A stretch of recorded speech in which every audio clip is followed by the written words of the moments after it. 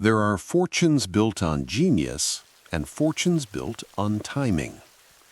David Tepper's story offers something rarer, a chronicle of conviction tested in the crucible of financial collapse, where others saw ruin and he saw mathematics. Born in Pittsburgh in 1957, raised in a household where an accountant father and schoolteacher mother instilled the blue-collar ethos of proving yourself through results rather than pedigree, Tepper would go on to command billions by making bets that terrified his peers. His name endures not merely because he became wealthy, but because he did so by walking toward chaos when everyone else ran from it, armed with spreadsheets and an unfashionable belief that America's institutions would not be allowed to fail. This is not a story of inherited advantage or Ivy League inevitability. It is the arc of a middle-class kid from the East End who chose economics over ease, who survived the indignity of being denied partnership at Goldman Sachs, and who responded by building Appaloosa Management into one of the most formidable distressed debt machines in modern finance. In 2009, while the global economy teetered and millions lost homes and savings, Tepper placed enormous wagers on Bank of America and other wounded giants, netting himself an estimated $7 billion in a single year. That trade made him a legend. It also raised uncomfortable questions about a system that could reward such asymmetric risk-taking, while ordinary people bore the cost of bailouts.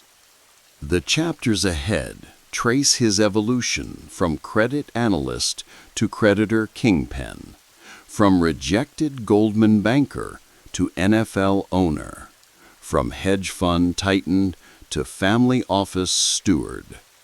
They examine the wins that built empires and the losses that humbled them, the philanthropy that reshaped universities, and the tax disputes that reshaped his geography. What emerges is a portrait of relentless calculation, brass-knuckle competitiveness, and the enduring tension between individual brilliance and collective consequence. His story asks, when the spreadsheet proves you right and the world pays the bill, who truly wins? Welcome to Richie Rich Stories. Please do not forget to subscribe to the channel, like the video, share the video with your circle, and let us know where you are from, what time it is now, and how you feel today in the comments below. Now, pick your sweetest spot and enjoy tonight's story. This audiobook is based on true stories, but some events, characters, places, and conversations are fictionalized for dramatic purposes. The air hung heavy with steel mill smoke that September evening in 1957 when David Allen Tepper entered the world. Outside Magee Women's Hospital in Pittsburgh's Oakland neighborhood, the city's industrial heart continued its rhythmic pulse. Blast furnaces glowing orange against the twilight sky, the distant clang of shift changes echoing across the Monongahela River. Harry Tepper paced the waiting room, his accountant's mind already calculating the changes a second son would bring to their household budget. When the nurse finally appeared with news of his wife and newborn, Harry's face, normally composed from years of scrutinizing balance sheets, broke into an unguarded smile. "He's a fighter," the nurse said, handing Harry the bundled infant. "Born on a day the whole country will remember." Indeed, September 11th that year had seen President Eisenhower sign the Civil Rights Act, while Soviet scientists prepared to launch Sputnik just weeks later. The Cold War and Civil Rights Movement formed the backdrop to David's earliest days, though in the Tepper household, such grand historical currents were filtered through the practical lens of a Jewish middle-class family in Pittsburgh's East End. The Tepper home on Beechwood Boulevard was modest but comfortable. 3 bedrooms with worn hardwood floors that creaked beneath the scattered toys of 2 growing boys. Roberta Tepper, an elementary school teacher with a gentle voice but firm expectations, had transformed the dining room into an unofficial homework headquarters. Each evening after dinner, she would grade papers while supervising her son's academic progress. "Numbers never lie to you," Harry would tell young David, guiding the boy's pencil across columns of addition problems. "People have opinions. Numbers have facts." By 1962, 5-year-old David had absorbed his father's methodical approach to the world. While his older brother gravitated toward books and quieter pursuits, David displayed an unusual intensity for a child his age, watching, calculating, assessing. At Colfax Elementary, his kindergarten teacher noted his ability to focus completely on tasks that interested him while showing little patience for those that didn't. "He counts everything," Roberta told neighbors over coffee one winter morning as snow blanketed their East End street. "The steps to school, the minutes until dinner. He even counts how many times his brother blinks during arguments." The Tepper household operated on routines as predictable as the steel mill shifts. Friday nights brought the aroma of Roberta's brisket and the soft glow of Sabbath candles. Saturdays often meant a trip to Highland Park, or, during baseball season, the rare treat of Forbes Field to watch the Pirates. On Sundays, Harry would spread the Pittsburgh Press across the kitchen table, reviewing stock listings and teaching David to spot patterns in the numbers. "See here," Harry would say, tapping a column of figures with his coffee-stained fingertip. "These companies make things people need, not just things they want. That's the difference between investing and gambling." The early 1960s brought color television to wealthier homes, but the Teppers made do with their black and white zenith. When John F. Kennedy appeared on screen during presidential addresses, Harry would nod approvingly at the young president's economic policies, while Roberta admired his emphasis on education. By 3rd grade, David had developed his own relationship with money, watching how it flowed, how adults worried over it, how it determined which families in their neighborhood owned Chevrolet Impalas and which rode the trolley. Unlike some children who developed elaborate lemonade stands or paper routes, David's approach to economics remained observational during these early years. He watched, he listened, he absorbed. "Your father worries too much about money," Roberta once confided to 8-year-old David after Harry had spent a sleepless night fretting over unexpected dental bills. "But he wants you boys to have choices he never had." The mid-1960s brought subtle shifts to Pittsburgh's industrial foundation.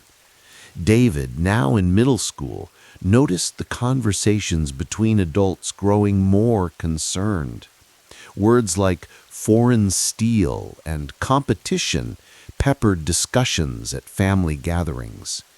Harry's accounting clients, small businesses that serviced the mills, spoke of tightening belts and uncertain futures. At Taylor Alderdice High School in the Squirrel Hill neighborhood, teenage David displayed the quiet intensity that would later become his professional hallmark. Not the most popular student, nor the most academically decorated, he instead occupied a middle ground, respected for his directness and competitive edge rather than sought after for social status. "He doesn't care if you like him," one teacher remarked to another in the faculty lounge. "He cares if you're right." The summer of 1967 found 14-year-old David watching with analytical detachment as riots erupted in Detroit and Newark. While many teenagers absorbed the counterculture brewing in coastal cities, David's Pittsburgh remained anchored to more traditional values: work, family, community, and the unspoken understanding that security required vigilance. "The hippies think money doesn't matter," Harry told his son as they watched news footage of flower children in San Francisco's Haight-Ashbury. "But that's because they've never had to worry about not having any." In David's high school years, Pittsburgh's economic foundation continued its imperceptible shift. The steel mills, still dominant in the city's economy and skyline, began showing hairline fractures that only the most observant could detect. Harry Tepper, reviewing the books for manufacturing clients, noticed the warning signs earlier than most. "The numbers don't lie," he told 16-year-old David during one of their Sunday morning financial literacy sessions in 1973. "These companies are making less per ton than they did 5 years ago. Something has to give." As the Watergate hearings unfolded on television that summer, the Tepper family watched with a combination of fascination and dismay. The national political scandal coincided with David's growing awareness that institutions, even those seemingly permanent as Pittsburgh steel, could falter when their foundations weakened. During David's junior year, an economics teacher recognized something distinctive in the teenager's approach to problem solving. After class, one gray November afternoon, she detained him briefly. "You see patterns the others miss," she noted, tapping his assignment paper where he had predicted market outcomes with unusual accuracy. "And you don't seem bothered when your conclusions differ from everyone else's." David shrugged, uncomfortable with direct praise. The numbers either add up or they don't. The 1973 oil crisis struck just as David was preparing college applications. As gasoline lines formed around Pittsburgh and inflation began its upward climb, the Tepper household felt the pinch that would soon squeeze middle-class families nationwide. Harry worked longer hours. Roberta took on tutoring sessions after school. Small luxuries disappeared from the grocery cart. At the kitchen table one evening, David watched his parents reviewing household expenses with the same careful attention Harry brought to his clients' books. The scene imprinted something essential in the teenager's developing worldview. Sentiment was a luxury, but arithmetic was survival. "We'll manage," Harry assured the family, his pencil making precise notations in the margin of their budget. "But things are changing. The mills won't carry this city forever." In the living room that same evening, David studied a college brochure from the University of Pittsburgh while the news played softly in the background.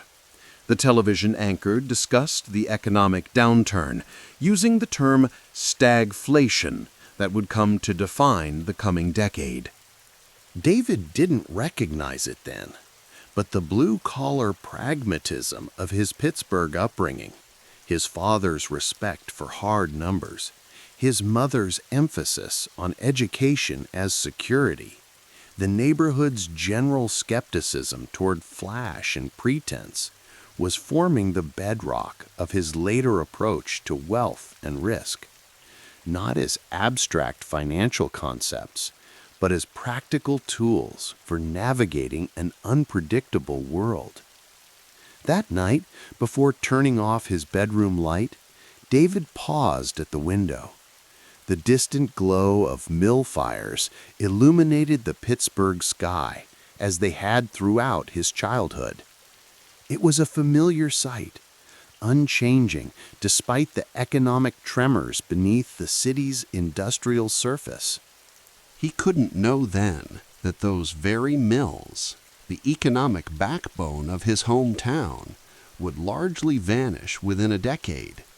Nor could he predict that the analytical mindset formed in this middle-class Jewish household would eventually propel him into financial realms far beyond his parents' modest aspirations. In the Tepper household, wealth had never been discussed as an end itself, but rather as a means of securing choices. As David prepared for his final months of high school in 1973, standing at the threshold between his Pittsburgh origins and his yet unwritten future, the defining elements of his character were already in place. The data-driven approach that trusted numbers over sentiment, the competitive drive that measured success against objective benchmarks rather than social approval, and the unstated belief that security was never permanent. It required constant vigilance and recalculation.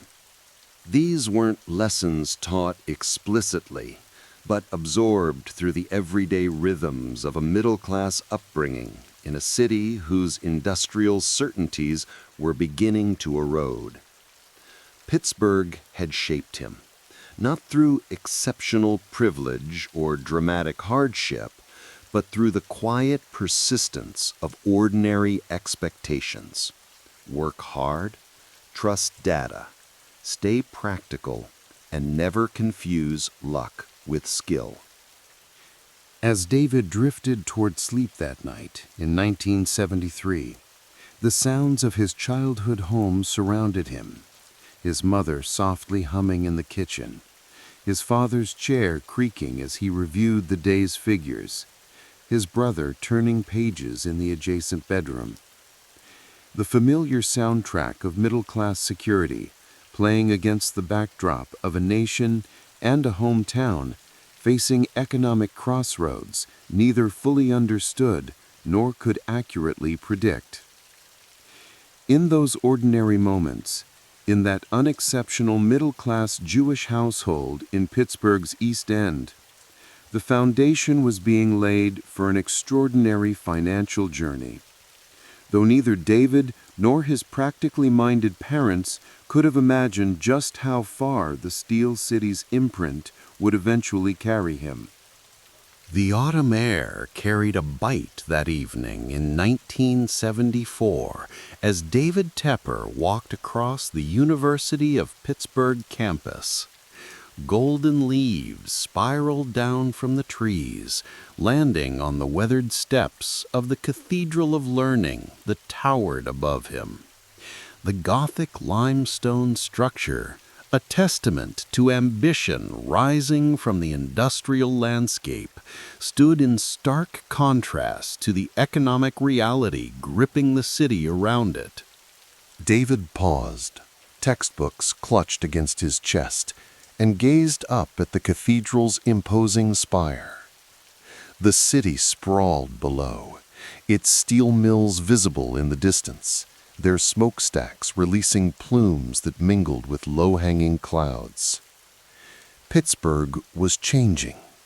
Everyone felt it. The layoffs had started. The population decline was no longer just a statistic, but a visible emptiness in certain neighborhoods. "Tepper, wait up!" called a voice behind him.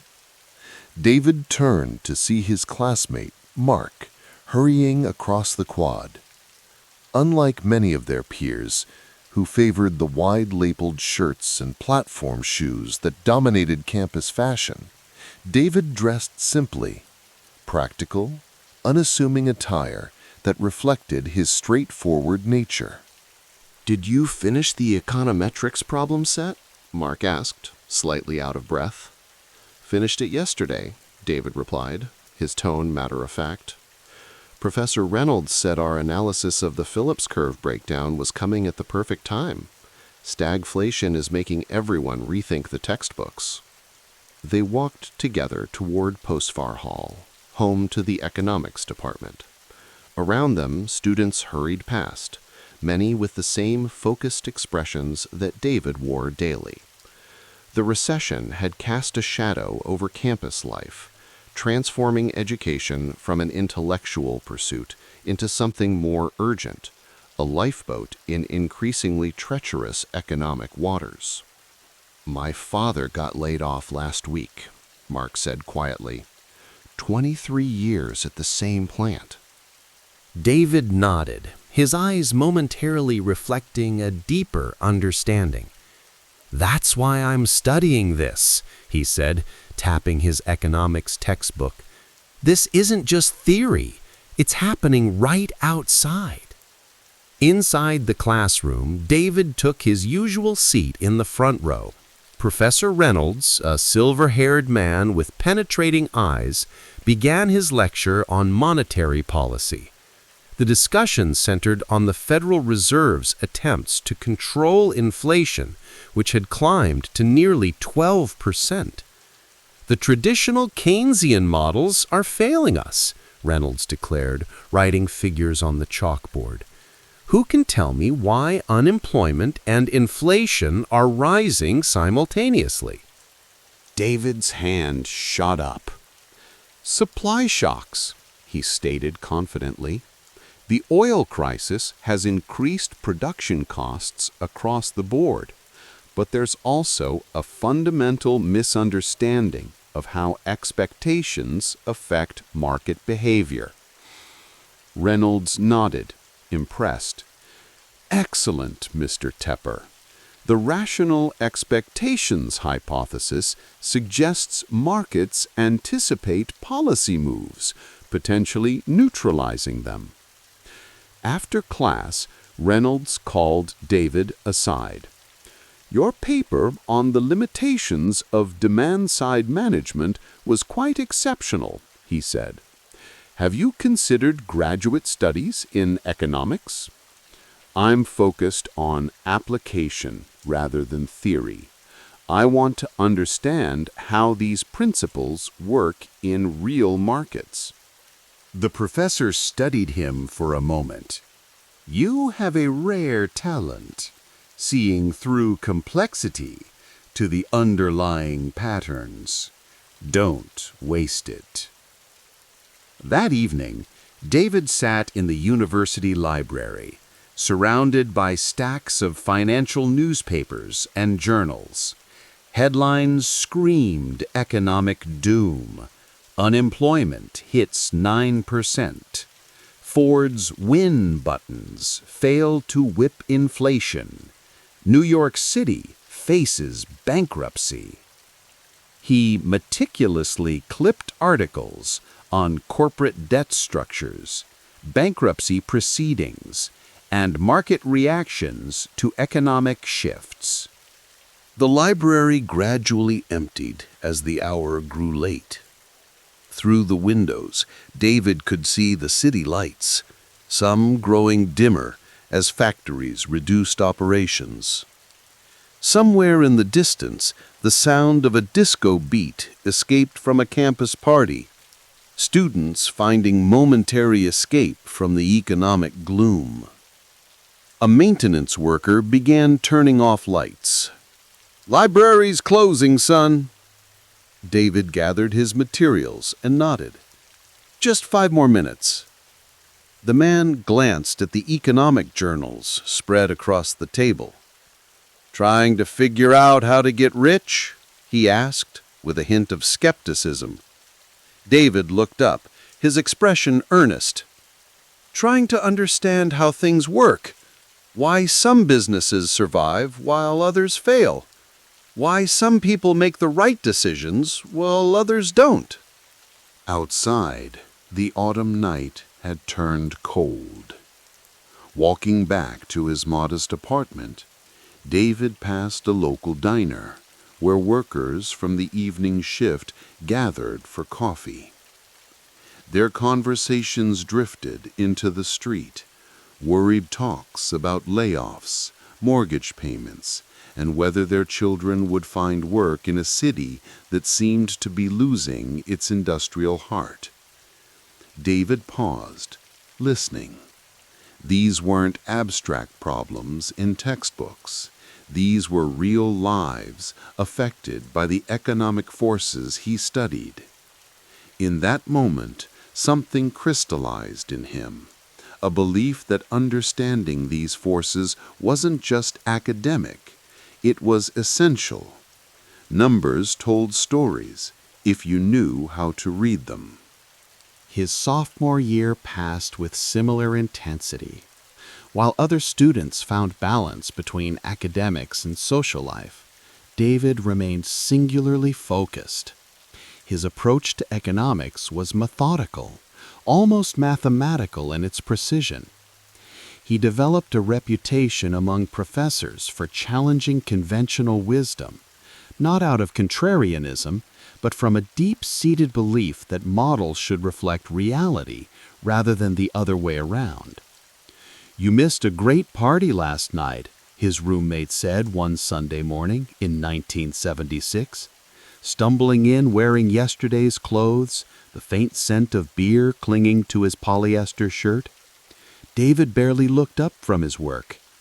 "I was modeling how the Fed's interest rate decisions might affect corporate bond yields."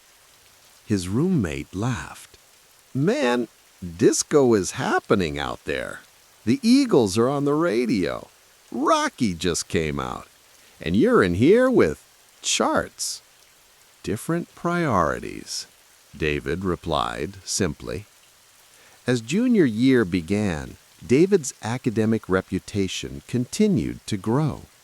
His professors noted not just his intelligence, but his particular way of framing economic problems, always connecting microeconomic details to broader macroeconomic contexts.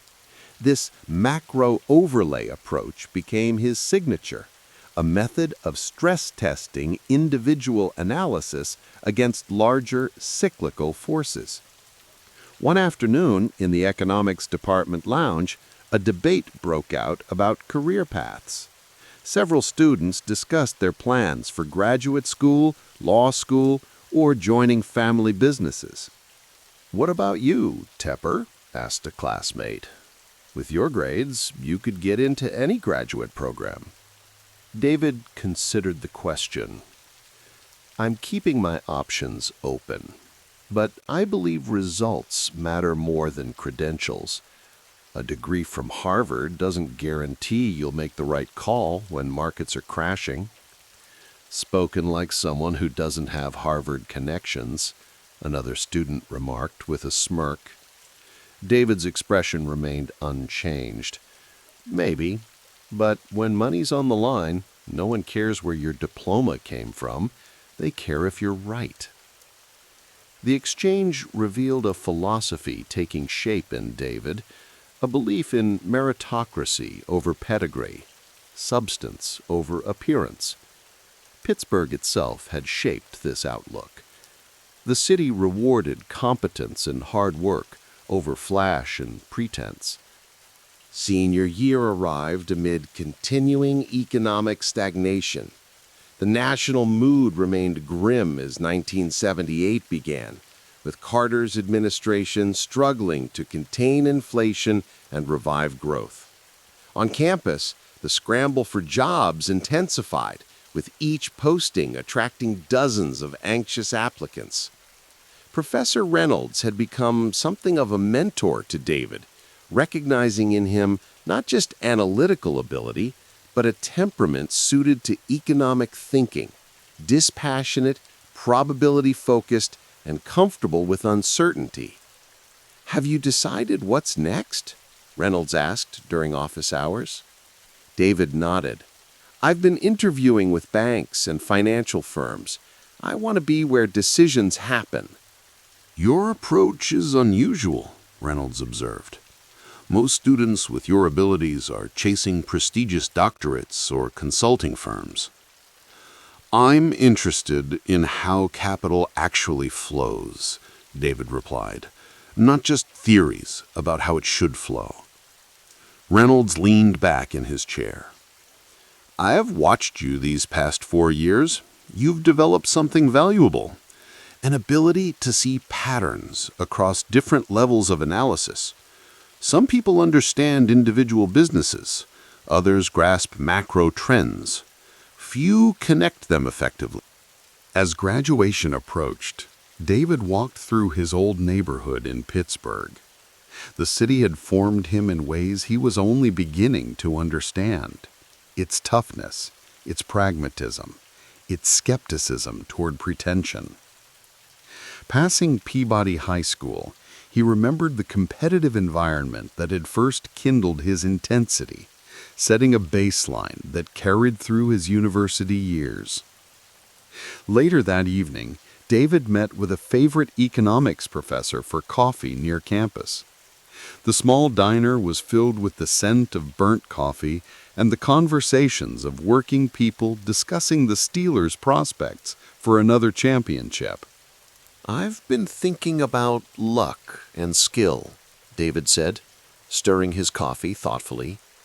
"Being born in Pittsburgh in 1957 instead of somewhere with fewer opportunities, that's luck. What you do with those opportunities, that's skill." The professor nodded. An economist's view of the world. "And what will you do with your opportunities?" David looked out the window at the city that had raised him. The mills were quieter now, the population declining, yet there remained a resilience in Pittsburgh that resonated with him. "I'll remember where I came from," he said finally, "and I'll prove that results matter more than anything else." In May 1978, David Tepper graduated with his Bachelor of Arts in Economics, the degree representing not just academic achievement, but a foundational mindset, a framework for understanding incentives, evaluating risk, and recognizing patterns in complex systems. The commencement ceremony took place under cloudy skies, perhaps appropriate for graduates entering a still struggling economy. As families gathered afterward for photographs, David stood somewhat apart, his expression contemplative rather than celebratory. His gaze drifted toward the Cathedral of Learning, where he had spent countless hours studying, thinking, and forming the intellectual habits that would define his approach to markets and money.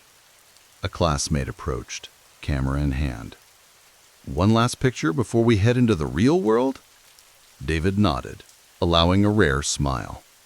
"The real world's been out there all along," he said. "We've just been preparing to enter it." That evening, as dusk settled over Pittsburgh, David packed his economics textbooks into boxes. Through his apartment window, he could see the city lights beginning to illuminate against the darkening sky. The mills, the rivers, the neighborhoods, all had played their part in shaping him. Tomorrow would bring new challenges, new opportunities to test the principles he had absorbed. But tonight, in the quiet of his room, surrounded by the accumulated knowledge of 4 intense years, David Tepper understood that his education had only just begun. The real lessons about markets, about human behavior under pressure, about the dance between fear and opportunity, those still lay ahead, and he was ready for them. Pittsburgh, 1979. A bitter winter wind howled through the concrete canyons of downtown, carrying the distant scent of coal and steel. David Tepper hunched against the cold, his wool overcoat pulled tight as he approached the glass and steel tower of Equibank. He glanced at his watch, 6:30 a.m. The early darkness of winter still shrouded the city, but the lights inside the bank's lobby burned steadily, welcoming the morning's first arrivals. "Morning, Mr. Tepper," the security guard nodded as David passed through the revolving door, stamping his feet to shake off the snow. "Morning, Frank," David replied, his breath visible in the still cold lobby. At 22, David had landed his first real position in finance. Treasury analyst at Equibank. Not glamorous, not particularly lucrative, but a foothold.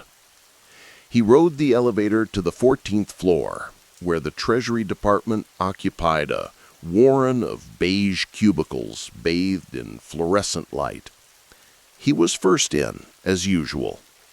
David hung his coat, adjusted his tie, navy blue with subtle diagonal stripes, and settled at his desk. He pulled out a legal pad and began reviewing yesterday's notes on municipal bond spreads. The analysis would take hours, but time disappeared when numbers filled his vision. There was something beautiful in their brutal honesty. They didn't lie, they didn't flatter, they simply were. By 7:15, David had the coffee pot brewing when his boss arrived. "Already at it, Tepper."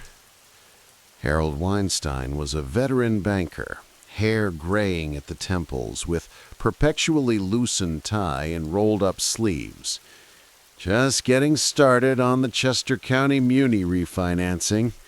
Their debt service is underwater with these rates." Weinstein chuckled. "Everyone's underwater with these rates. Volcker's determined to strangle inflation if he has to kill the whole economy to do it."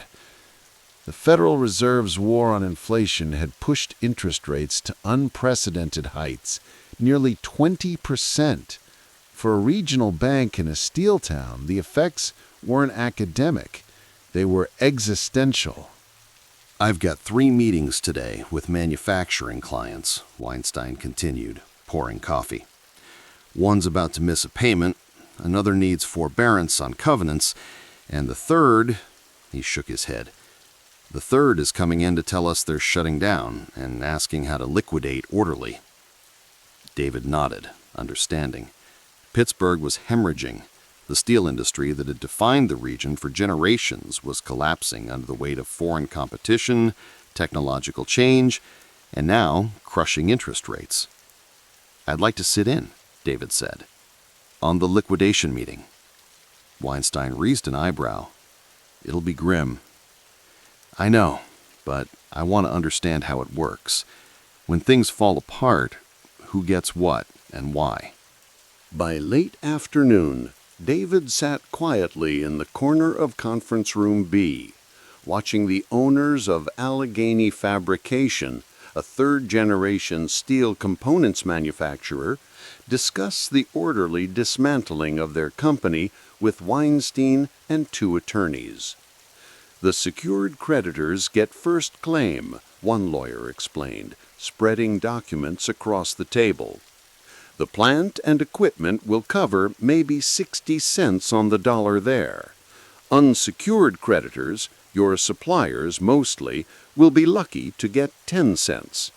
And our people?" asked the older man, voice tight with emotion. 217 workers. "They'll get whatever severance you can manage, after the creditors, and unemployment from the state." David made meticulous notes, not just on the financial mechanics, but on the human toll visible in the room. There was no malice here, just the cold algebra of survival when money runs out. Later, walking back to his small apartment in Oakland, he watched his breath cloud in the frigid air and thought about what he'd witnessed. Capital flowed like water, seeking the path of least resistance, pooling where it could find safety, evaporating under enough heat. Understanding those flows, predicting them, positioning oneself accordingly. That was the real game beneath the facade of finance. Summer 1980. The heat wave had gripped Pittsburgh for weeks, the air thick with humidity and the smell of the rivers. David's cramped apartment had no air conditioning. He lay awake at night with the windows open, listening to distant sirens and the occasional rumble of a steel mill that hadn't yet gone silent. At Equibank, he had established himself as something of a machine, the analyst who could process more data, build more complex models, and work longer hours than anyone else. He had a knack for spotting the pattern behind the numbers, the story they told about a company's true health beneath the accounting fictions. Yet as he sat across from Harold Weinstein during his annual review, David felt a familiar restlessness. "You've done exceptional work, David," Weinstein said, closing the performance folder. "I'm putting you in for the maximum raise, 8%. "Thank you, sir. I appreciate that." Weinstein studied him for a moment. "But you're thinking of leaving, aren't you?" David hesitated, then nodded. "I've been looking at MBA programs. Carnegie Mellon has a finance program with a quantitative focus that interests me." "Smart move," Weinstein nodded.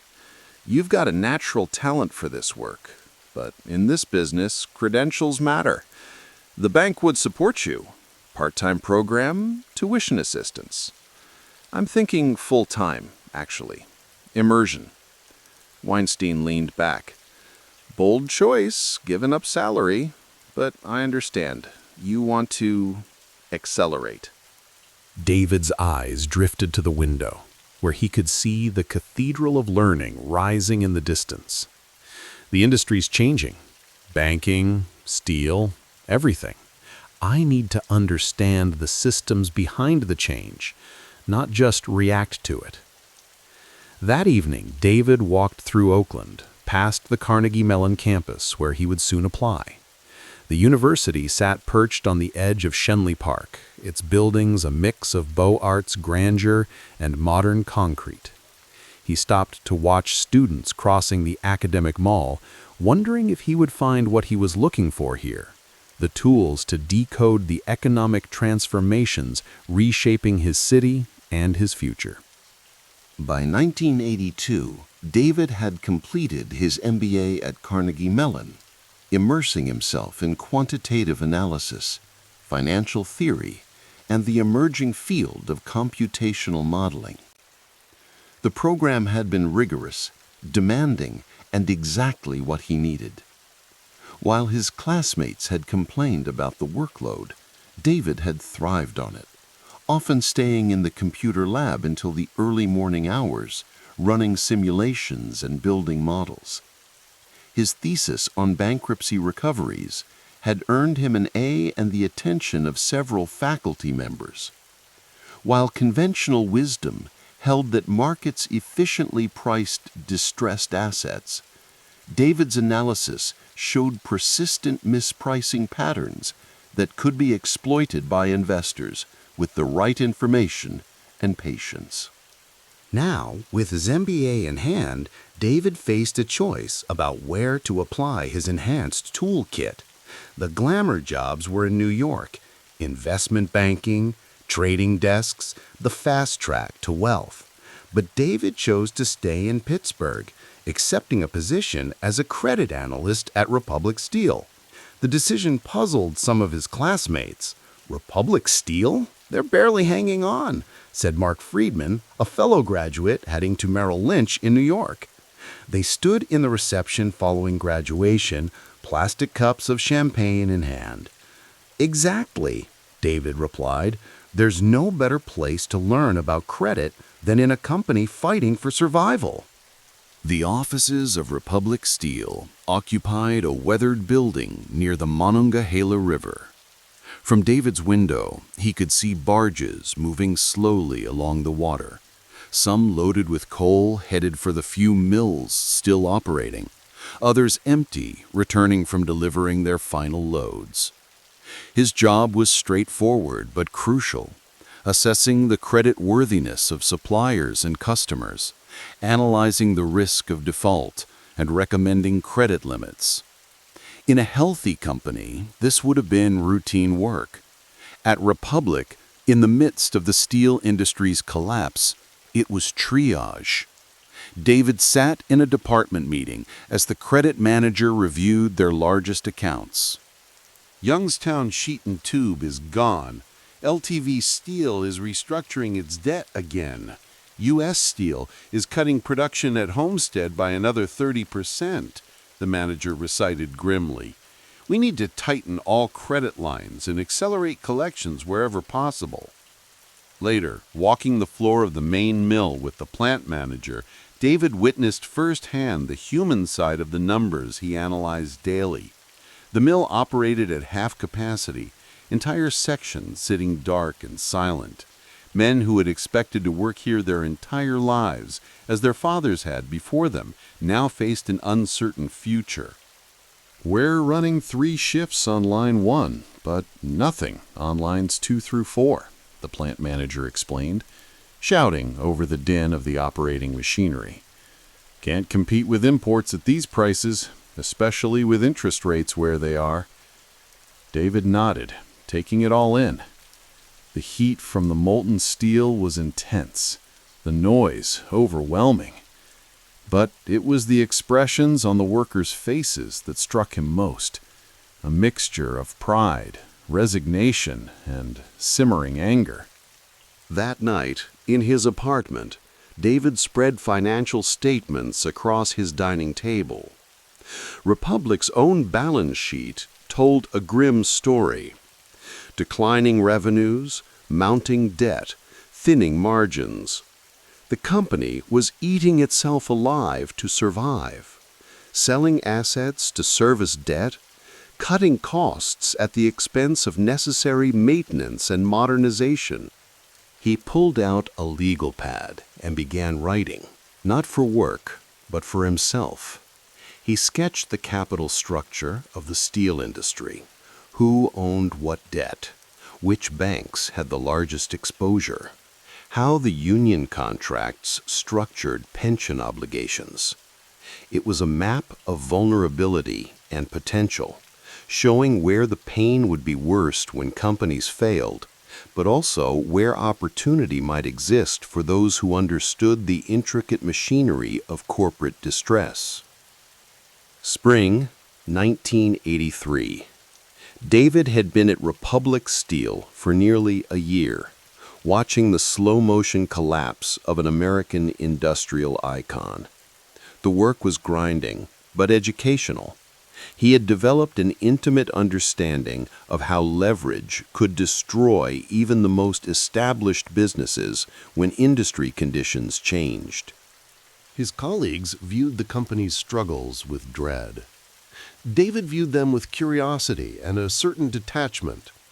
Each day brought new lessons in capital structure, cash flow management, and the cold realities of corporate survival. He sat in his small office, reviewing a credit application from a longtime customer whose own business was struggling. The phone rang. "Credit Department, Tepper speaking." "David, it's Michael Steinhardt from Keystone Mutual." Steinhardt was a former classmate who had taken a different path after Carnegie Mellon. "I know this is out of the blue, but we have an opening for an analyst on our fixed income desk. Thought of you immediately." David leaned back in his chair, looking out at the mill yard where fewer trucks arrived each week. Keystone Mutual. You're in downtown Pittsburgh. Yes, First Federal Tower. It's different from what you're doing now, analyzing portfolios rather than individual credits. But your experience at Republic Steel would be valuable. We need someone who understands distressed debt.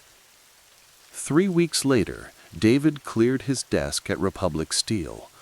His boss, a veteran credit manager named Carl Hennessy, stopped by as David packed his few personal items. "So, you're jumping to the money side," Hennessy said, leaning against the door frame. David nodded. "Keystone Mutual. Small fund, but growing." Smart move. Not much future here, as you've seen. Hennessy glanced around the office at the decades of industry knowledge about to walk out the door. "What'd you learn here, Tepper, besides that the steel business is dying?" David considered the question. "I learned that balance sheets tell stories, that leverage amplifies both success and failure, and that understanding who gets paid when things fall apart is maybe the most valuable knowledge in finance." Hennessy nodded slowly. "Good lessons. Expensive ones for Republic, but good for you to learn young." He extended his hand. "Good luck, David. Remember us when you're running your own shop someday." Keystone Mutual Fund's offices occupied half a floor in the First Federal Tower, with views of the Allegheny River and the hills beyond. The space was modern by Pittsburgh standards. Open floor plan, computer terminals on most desks, Bloomberg machines for the senior traders. It was a world away from the industrial grime of Republic Steel, yet David found himself applying the same analytical rigor to different problems. As a portfolio analyst, he reviewed fixed income holdings, recommended trades, and built valuation models. The firm managed money primarily for regional pension funds and insurance companies, conservative clients with low risk tolerance. But even these cautious investors were struggling in the volatile markets of the early 1980s. The problem is duration mismatch, David explained in a meeting with Keystone's investment committee. He had spread charts across the conference table showing interest rate trends against their portfolio holdings. We're holding too many long-dated bonds in a rising rate environment. We need to shift to shorter duration and accept lower yields temporarily. Robert Casts, the firm's founder, studied the charts. "You're essentially saying we should position defensively until Volcker backs off. Yes, and use the interim to identify distressed credits that are fundamentally sound but trading down with the broader market panic. When rates eventually stabilize, those positions will outperform significantly." Cass nodded slowly. "Sounds like you've been thinking about this for a while." "Since Equibank," David acknowledged, "I've been watching the distressed debt space develop. It's becoming a real strategy, not just opportunistic trading." His brief tenure at Keystone Mutual was productive but ultimately transitional. The firm's conservative mandate didn't allow for the kind of distressed debt investing that increasingly fascinated David.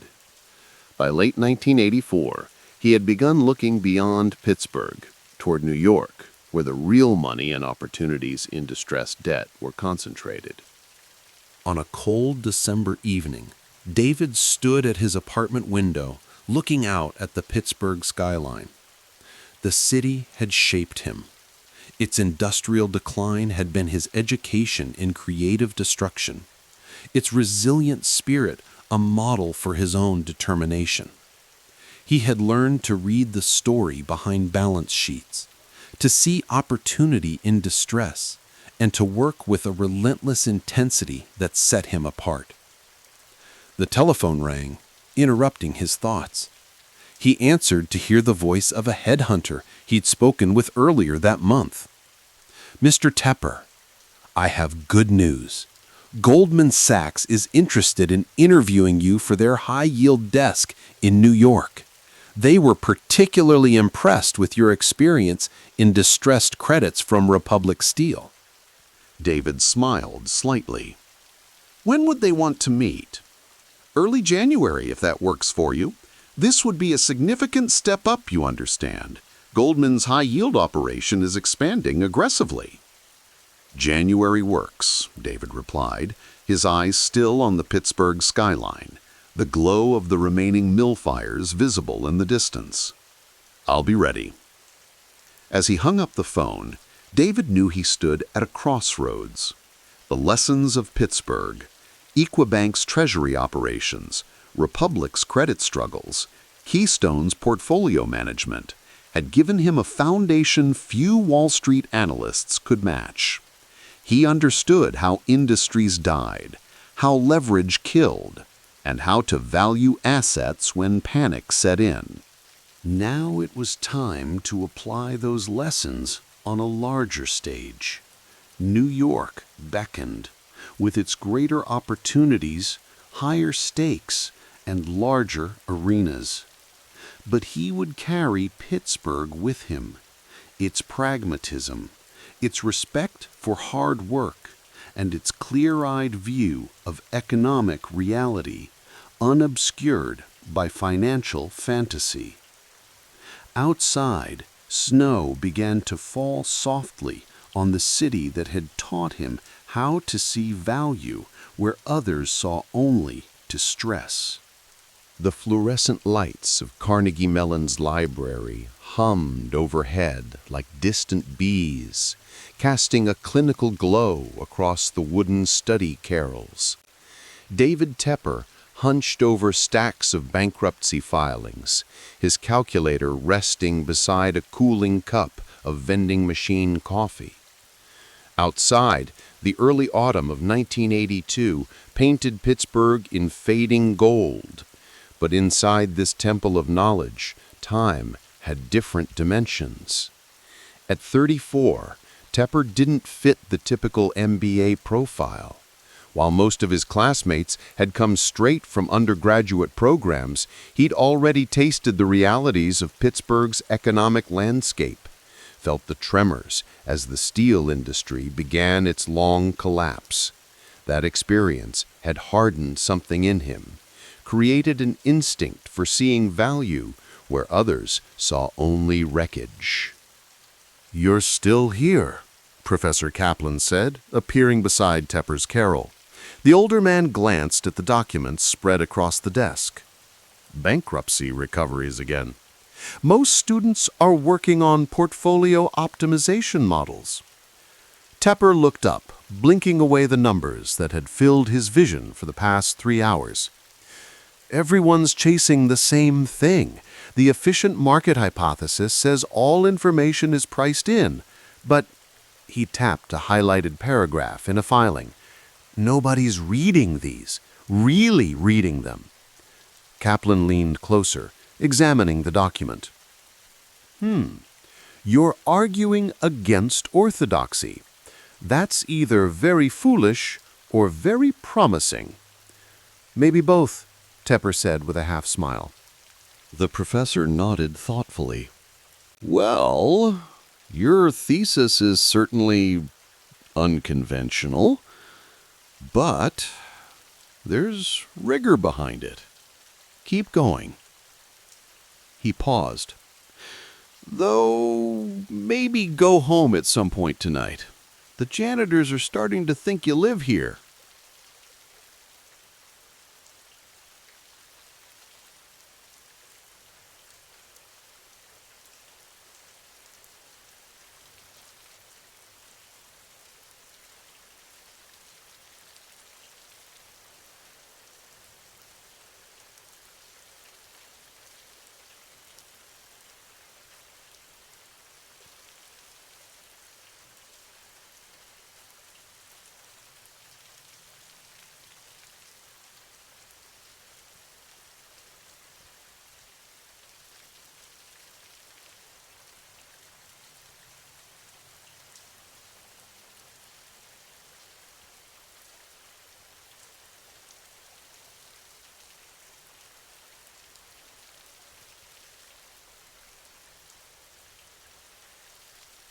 Testo.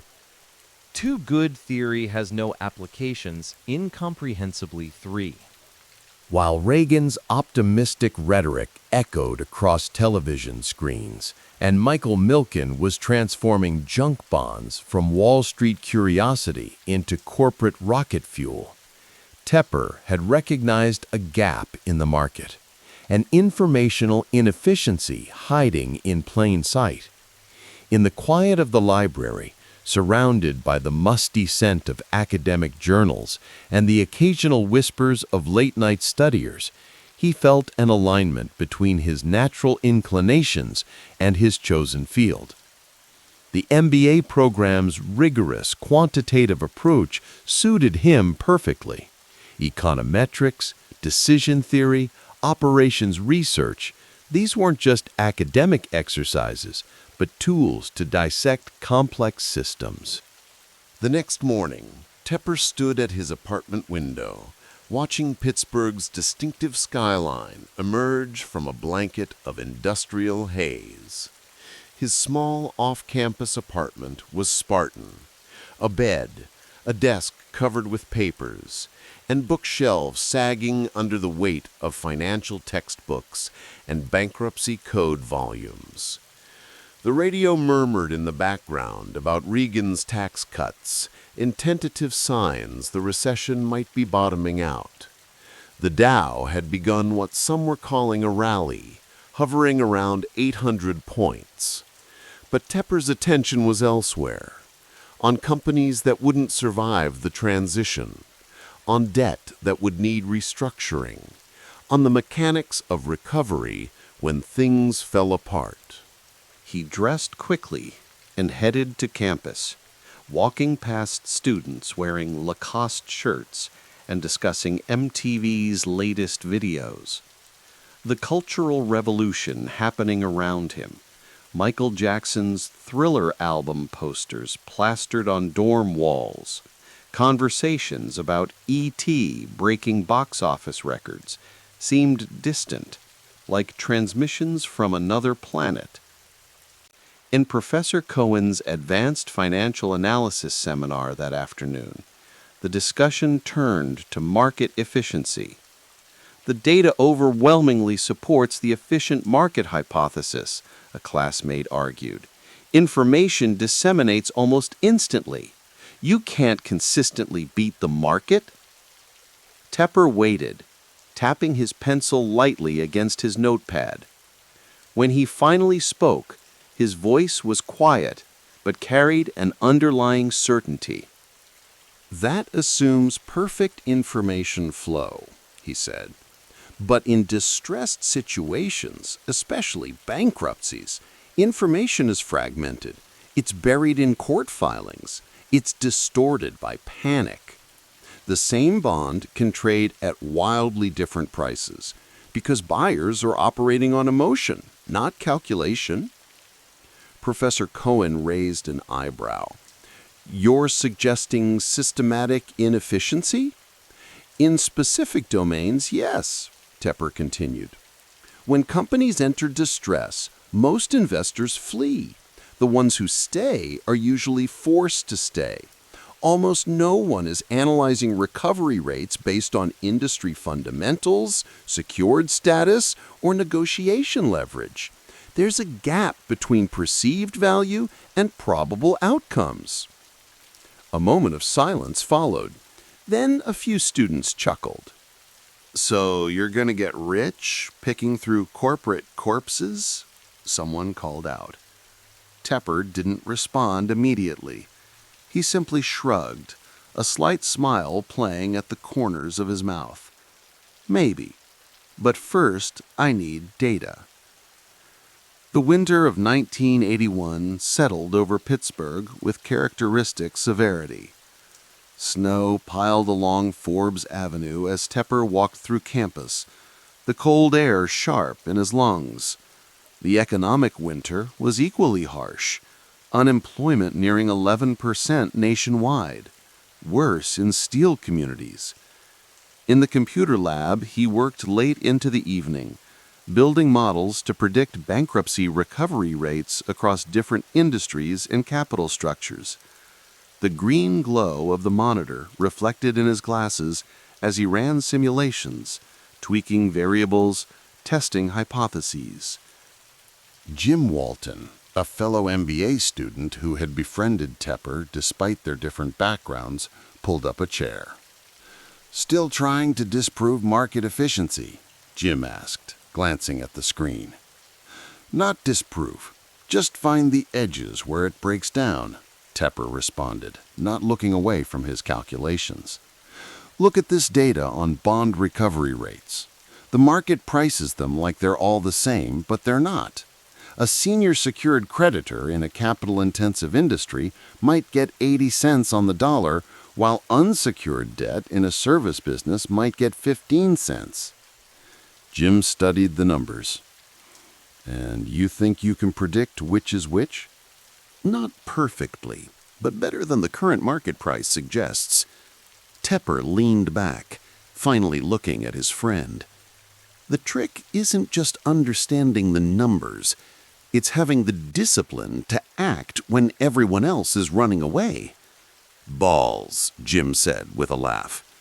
Balls, Tepper agreed, tapping his calculator. But also this. You need both. Courage without calculation is just gambling. That formula, courage governed by calculation, was becoming Tepper's North Star, a principle that resonated with his temperament and background. His thesis advisor had initially been skeptical of his focus on bankruptcy recoveries, but the more data Tepper accumulated, the more compelling his argument became. Spring 1982 arrived with a thaw that seemed to mirror nascent economic shifts. As Tepper neared completion of his MBA, his thesis had evolved into something unexpectedly substantial. His methodology for valuing distressed debt based on recovery scenarios, legal structures, and industry fundamentals had impressed even the most orthodox finance professors. And Professor Kaplan announced, handing back the thesis, your challenge to efficient market orthodoxy is provocative, but you've supported it with exceptional rigor. This approach to distressed debt valuation deserves wider attention. Tepper accepted the paper, satisfaction evident despite his reserved demeanor. Thank you. What's next for you? Kaplan asked.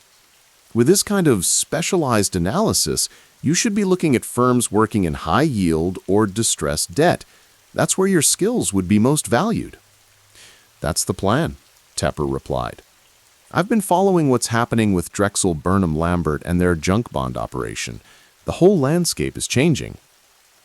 Later that evening, Tepper sat at a small table in a dimly lit campus pub where a group of graduating MBAs had gathered to celebrate. While others discussed their secured positions at prestigious consulting firms and investment banks, Tepper nursed a beer, his mind still processing pathways and possibilities. Sandra Chen, one of the few women in their program, and someone Tepper respected for her analytical precision, sat down across from him.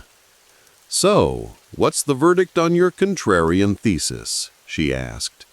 A+, he replied simply. Of course, she smiled. You know, David, most people use an MBA to join the consensus, not challenge it. That's what makes you interesting. He considered this. The consensus has blind spots, especially in distressed situations. People get emotional, they oversimplify, they follow the herd. And you don't?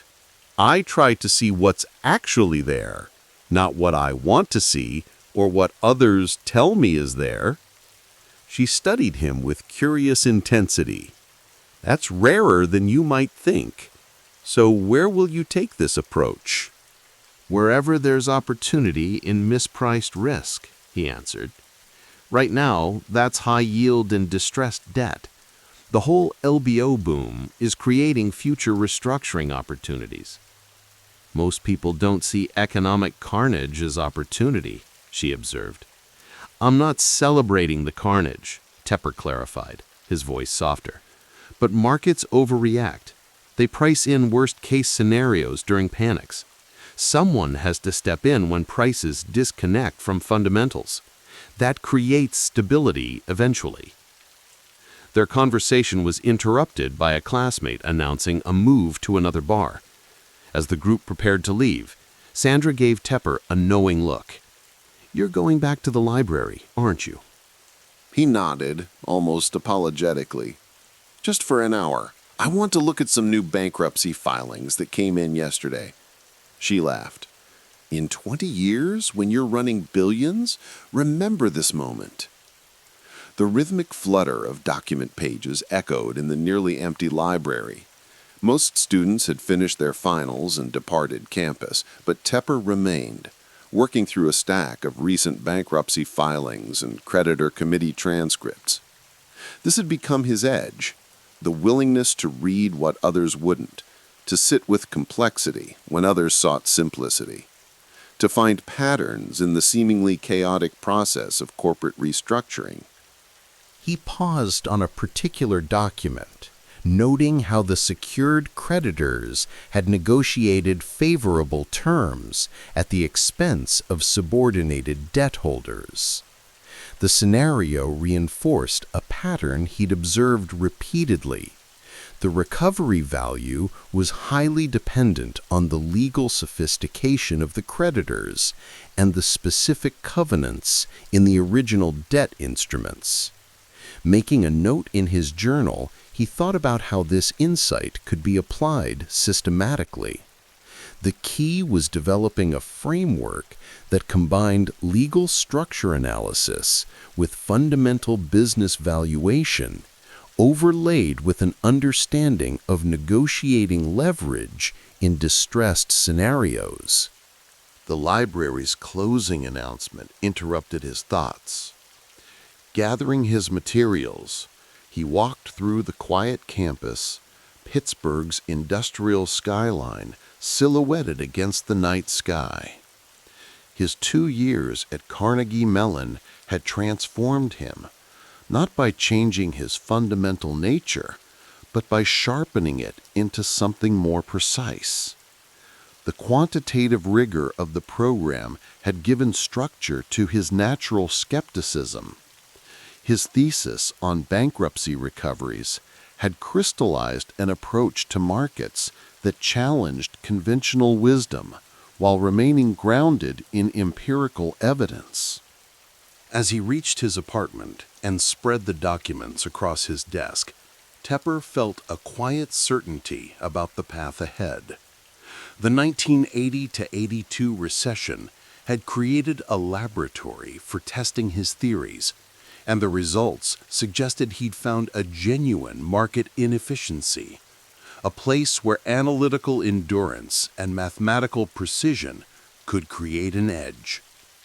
Outside, Reagan's America was pivoting from recession toward what would become a historic bull market. But Tepper's focus remained on the spaces between, the companies that wouldn't make it, the debt that would need restructuring, the complex negotiations that would determine who got paid what when things fell apart.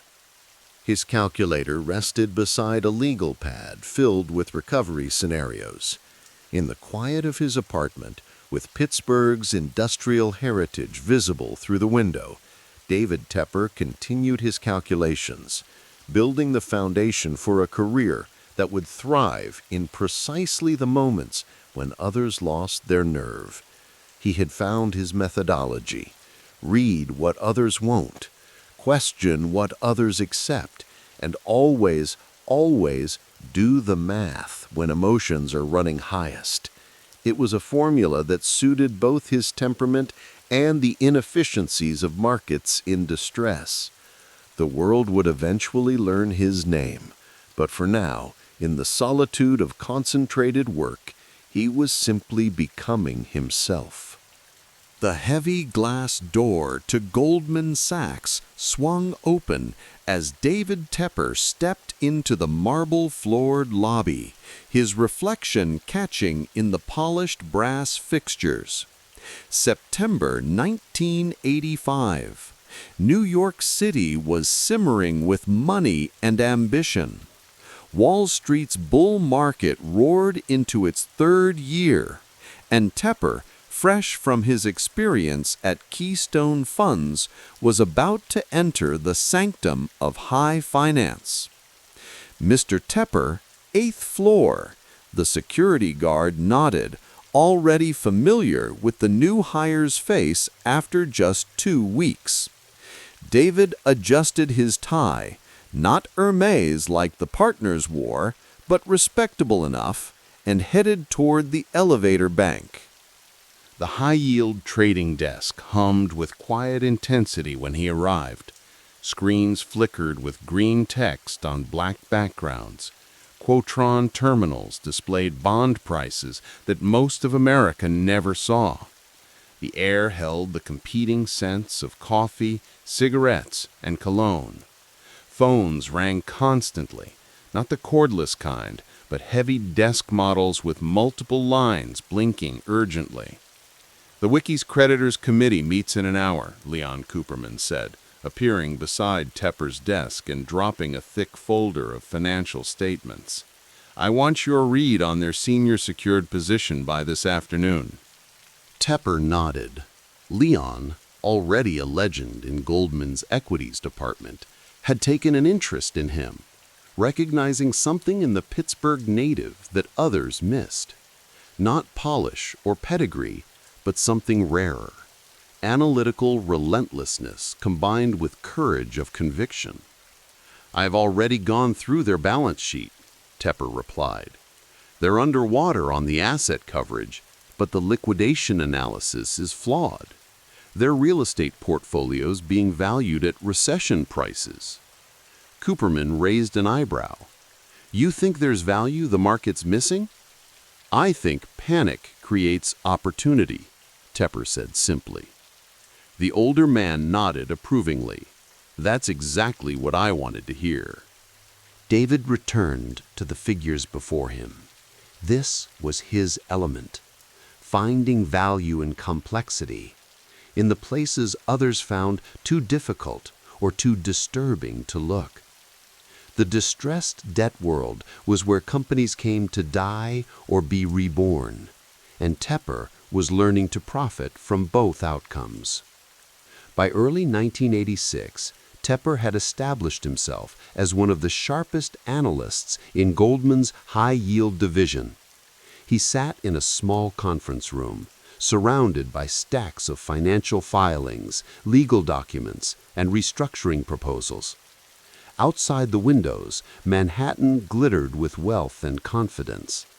Inside, he dissected corporate failure with clinical precision.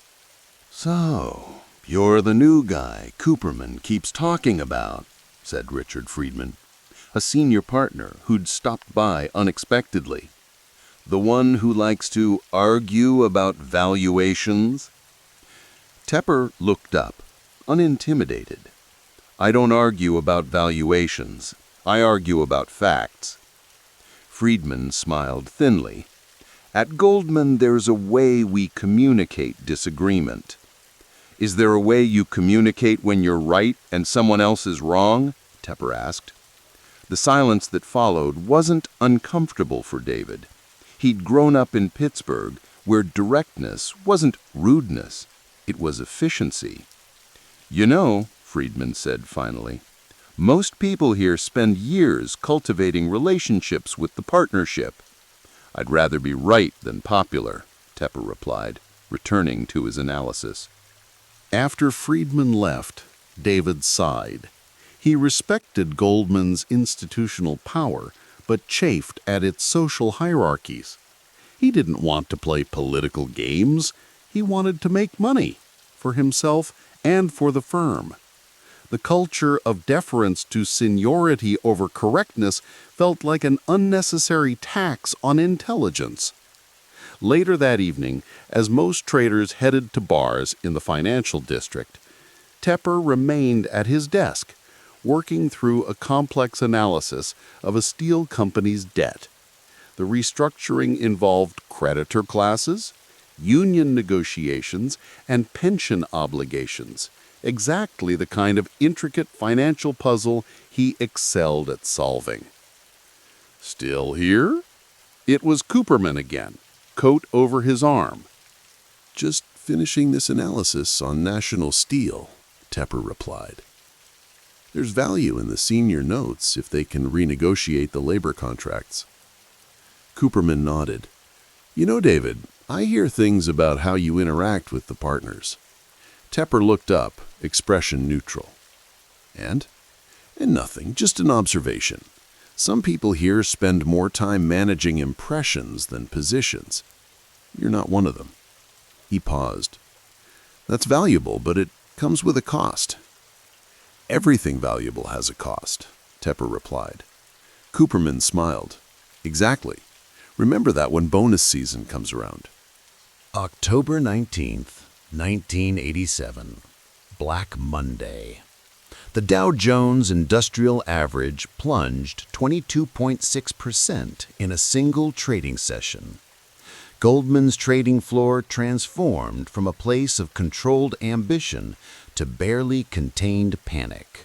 Phones rang without pause. Traders shouted across the room. Senior partners huddled in glass-walled offices, their faces grim. Tepper, now in his second year, watched with fascination rather than fear. This wasn't just a market event. It was a masterclass in human psychology. We're getting liquidation calls from 3 institutional clients, his colleague Michael said, hand over the receiver. They want out of everything, including the high-yield positions. David nodded, already calculating. What's the bid-ask spread on the Revco debt? Wide, 75 to 60. Take their position at 65 if they'll sell, Tepper said confidently. This isn't a credit event, it's a liquidity event. The fundamentals haven't changed overnight. By late afternoon, as the closing bell approached, the carnage was evident on every screen and every face. Fortunes had evaporated, careers were in jeopardy.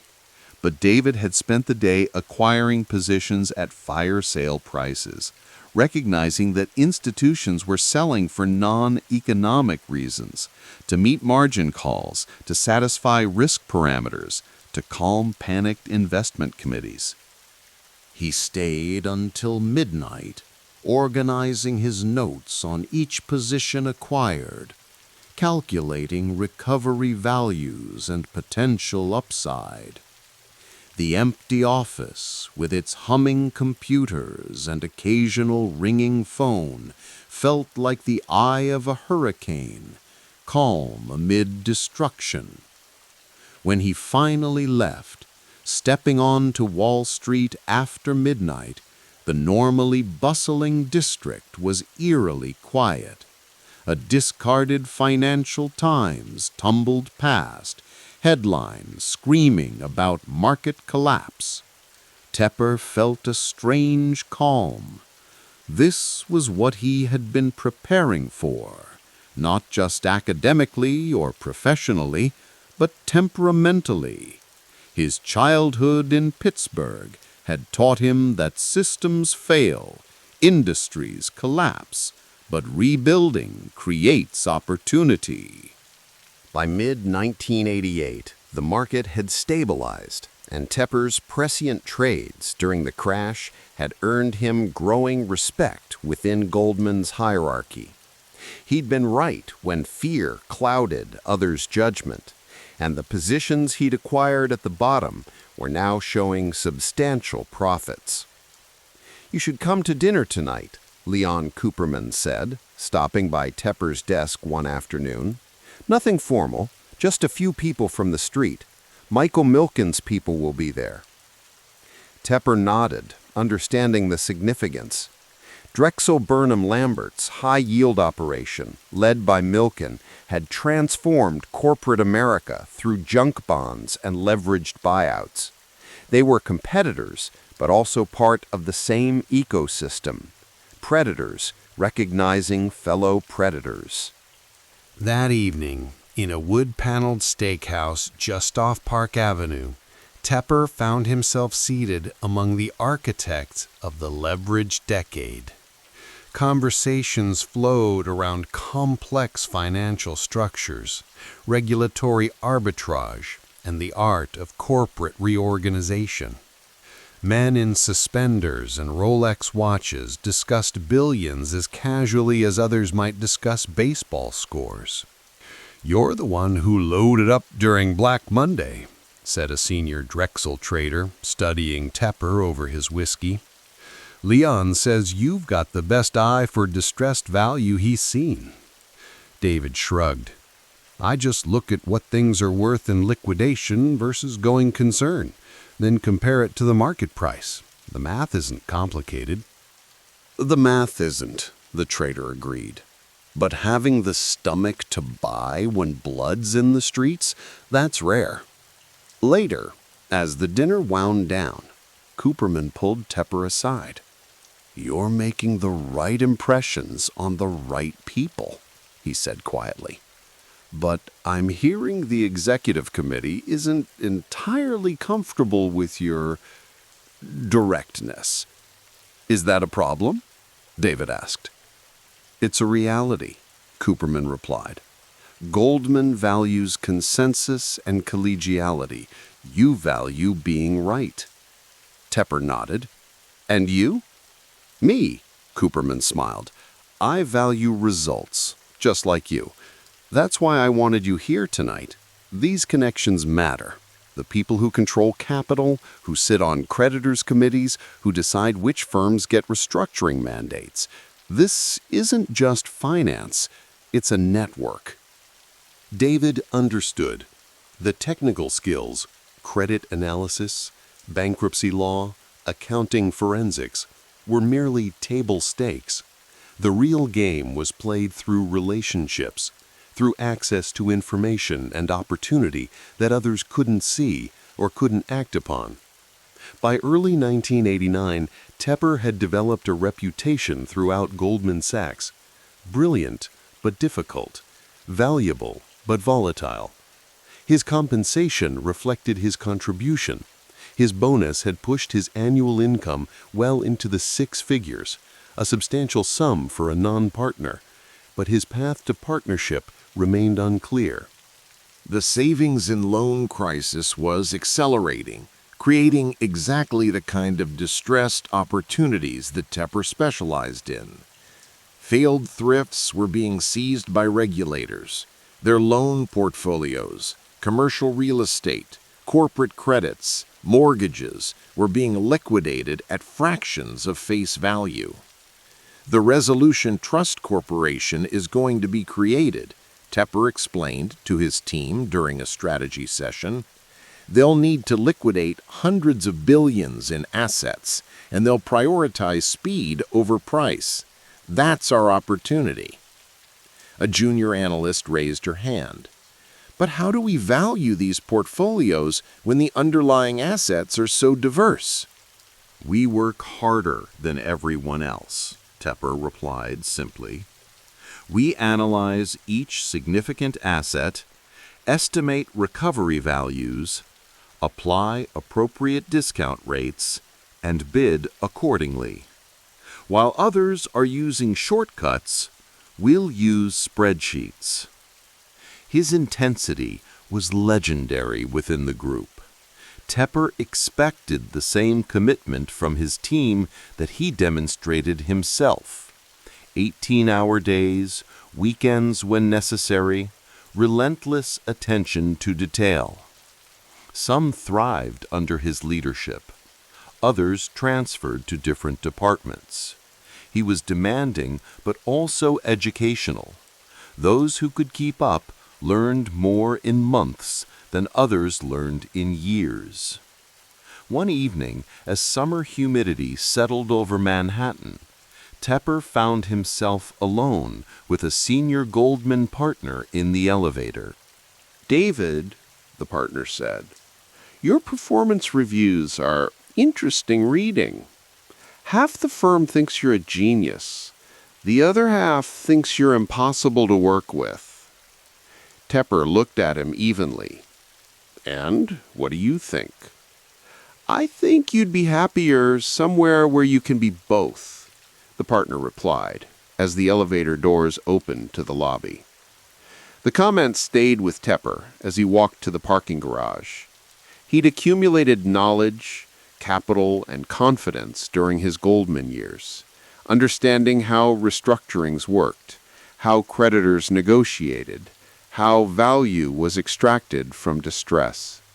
But he'd also accumulated friction with the firm's culture of consensus and careful impression management. At 31, David Tepper stood at a crossroads, though he didn't fully recognize it yet. The skills he'd developed, analyzing distressed situations, timing market panic, and sizing positions with conviction, would serve him well in the coming decade.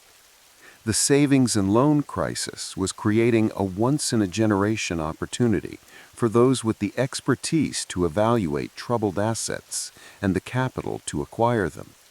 As his car pulled onto the West Side Highway, Manhattan's lights reflecting on the Hudson River, Tepper contemplated his position.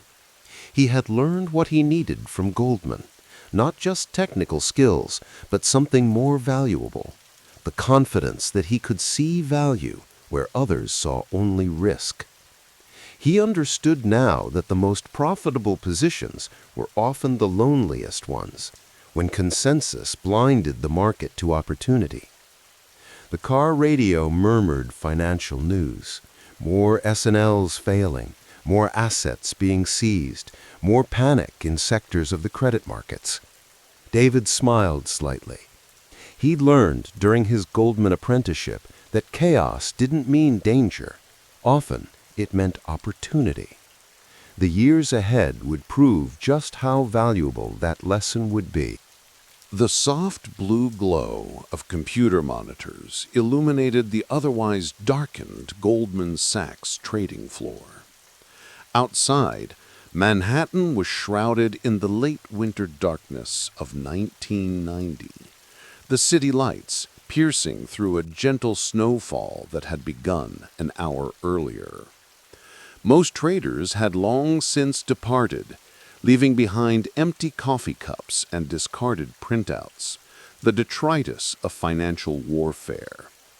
But David Tepper remained, his stocky frame hunched over stacks of documents, his tie loosened and shirt sleeves rolled up past thick forearms. On his desk lay prospectuses from the Resolution Trust Corporation, the government entity created to clean up the mess from the savings and loan disaster that had ripped through the American financial system. The RTC was auctioning off mortgage bonds from failed thrifts at deep discounts, and Tepper was doing what he did best, calculating value where others saw only risk. 30 cents on the dollar? He muttered, circling a figure with his pen. These aren't worthless, they're just unwanted. Tepper understood something fundamental about market psychology.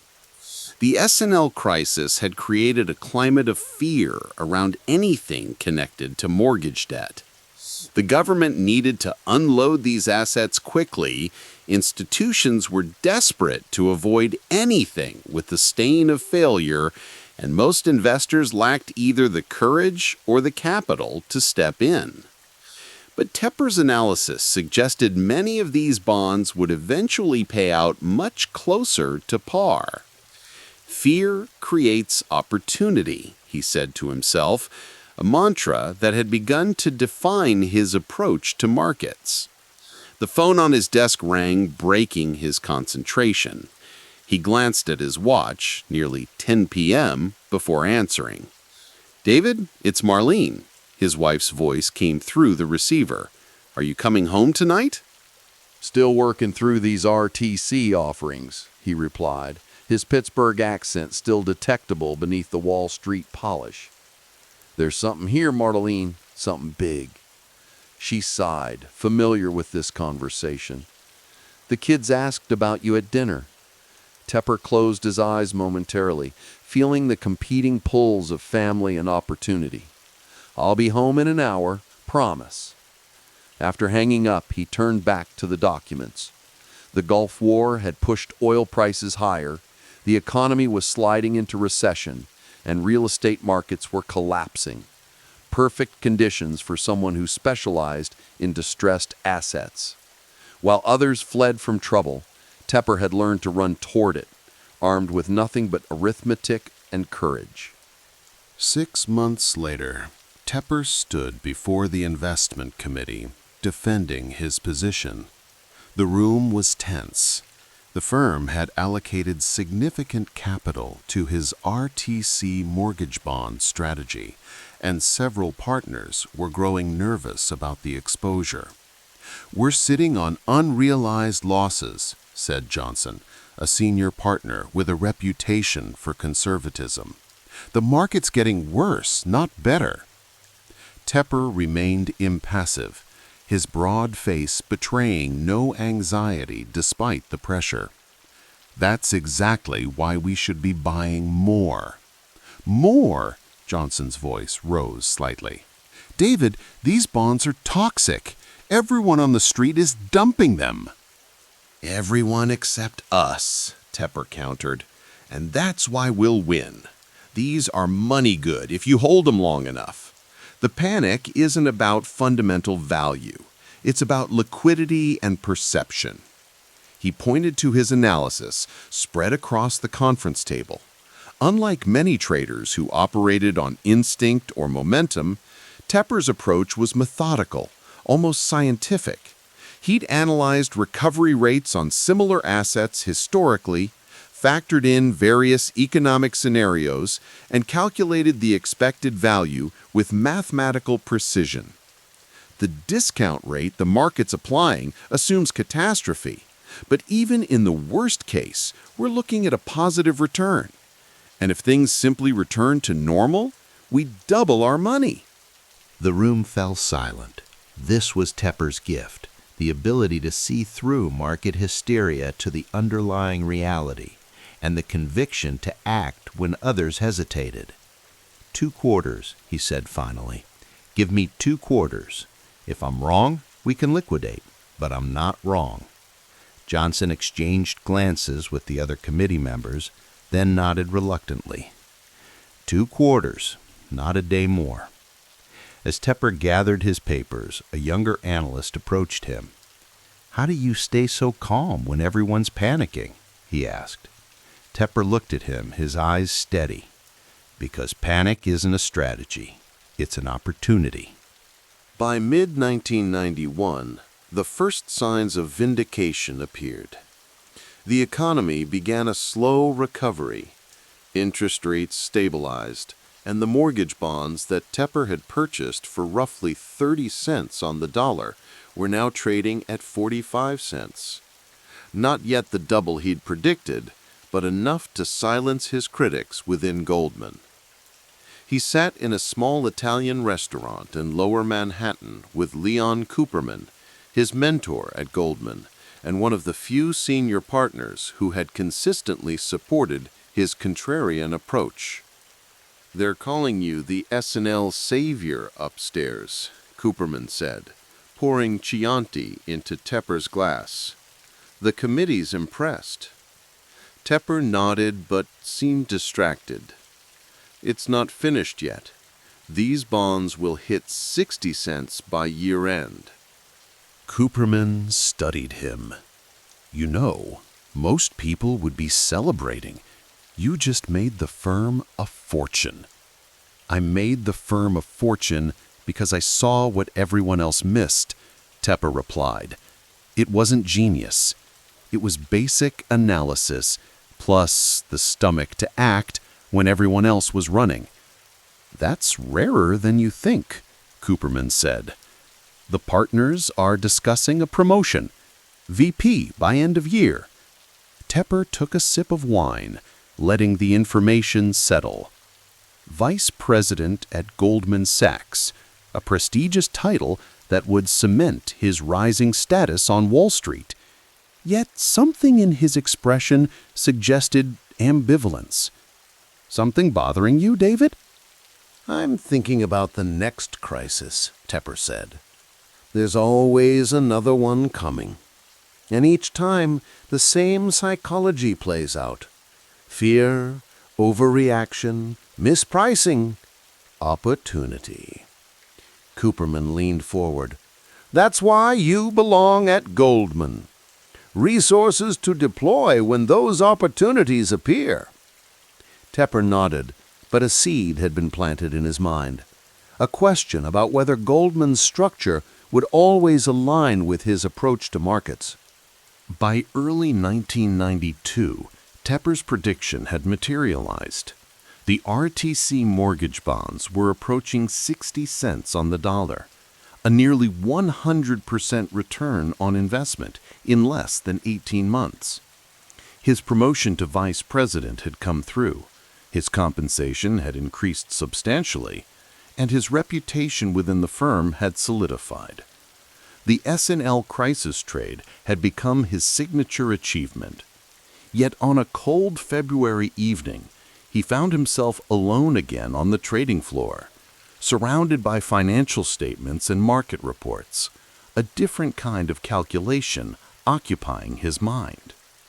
The partnership review was approaching, the moment when Goldman would decide which vice presidents would be elevated to the ultimate inner circle of the firm. Partnership meant wealth, prestige, and power. It was the brass ring that every ambitious Goldman employee reached for. Tepper had performed. His trades had generated significant profits. But he'd also accumulated enemies with his direct style and unwillingness to soften his approach for political expediency. Goldman's culture valued teamwork and consensus as much as performance, and Tepper had never excelled at institutional diplomacy. Working late again? He looked up to see Michael, another VP who was also up for partnership consideration. Just preparing for the review, Tepper replied. Michael nodded, understanding the weight of the moment. Word is they're only taking 4 from our division this year. Competitive. It should be about performance, Tepper said, not politics. Michael laughed softly. David, it's always politics. The numbers just get you to the table. After Michael left, Tepper remained, staring at the glow of his monitor. He'd built his identity around a simple premise. Returns prove everything. The market didn't care about your pedigree or your personality, only whether you were right or wrong. But institutions operated by different rules, where relationships and perception often mattered as much as results. For the first time, he allowed himself to consider a possibility that had been forming at the edges of his consciousness. What if Goldman wasn't the final destination, but merely a way station? Thanksgiving 1992 found Tepper sitting at his kitchen table in Short Hills, New Jersey, surrounded not by family, but by spreadsheets and financial reports. The partnership decision had come down 2 weeks earlier. He had been passed over. Despite his performance, despite the S&L trade that had made the firm millions, he hadn't received the nod. The rejection stung more than he cared to admit. It wasn't just about the title or the money, though both mattered. It was the principle. He delivered results, and results were supposed to be the ultimate currency. Marlene entered the kitchen, surveying the papers scattered across the table and spilling onto the floor. She placed a cup of coffee beside him and rested her hand on his shoulder. "The kids are wondering if you're joining us for dinner," she said gently. "Your mother made her famous brisket." Tepper rubbed his eyes. "Just need to finish this analysis." Marlene cooled out a chair and sat beside him. For a moment she said nothing, just studied the familiar intensity in her husband's face, the same expression he'd worn since their days back in Pittsburgh. "You're still angry about the partnership?" she said finally. It wasn't a question. "It's not about the title," he replied. "It's about control, about alignment. The compensation structure doesn't reward my approach properly. I'm generating outsized returns, but getting standard payouts. So what are you going to do about it?" Tepper gestured at the papers. "I'm looking at options, considering offers from other firms." Marlene nodded slowly, then reached for one of the spreadsheets, studying it briefly before setting it down. "You've been complaining about Goldman's structure for years, about how they don't understand your value, about how the politics gets in the way of performance. Because it's true. Then why replace one master with another?" she asked. "You'll just have the same complaints somewhere else." Tepper looked up at her, surprised by the directness. "David, you need to either start your own shop or stop complaining," she said firmly. "You know what you're worth. You know your approach works. Why let someone else dictate the terms?" The words hung in the air between them. Tepper was silent, absorbing the challenge embedded in her statement. Start his own firm. The thought had crossed his mind, but he'd never seriously considered it. The risk, the capital requirements, the lack of institutional backing. "It would mean starting from scratch," he said finally. "No, it would mean starting with everything you've already learned," Marlene corrected. "The S&L crisis showed you have a playbook that works. Why not run it yourself, with complete control?" As the sounds of family conversation drifted in from the dining room, Tepper looked down at the spreadsheets, his attempt to quantify his own future. For years, he'd built his identity around being the smartest analyst in someone else's firm. Now, his wife was challenging him to reimagine that identity entirely. "I'd need to raise capital," he said, the gears already turning in his mind. "Find a CFO, secure office space, build systems." Marlene smiled, recognizing this shift in his tone from frustration to calculation. "That sounds like a plan, not an objection." Tepper gathered the papers, suddenly eager to join the Thanksgiving dinner. The anger over the partnership rejection was still there, but it had been redirected, channeled into something more productive. For the first time in weeks, he felt a sense of clarity. "Maybe you're right," he said. "Maybe it is time to stop letting other people set the rules." As they walked toward the dining room, Tepper's mind was already racing ahead, calculating a different kind of opportunity.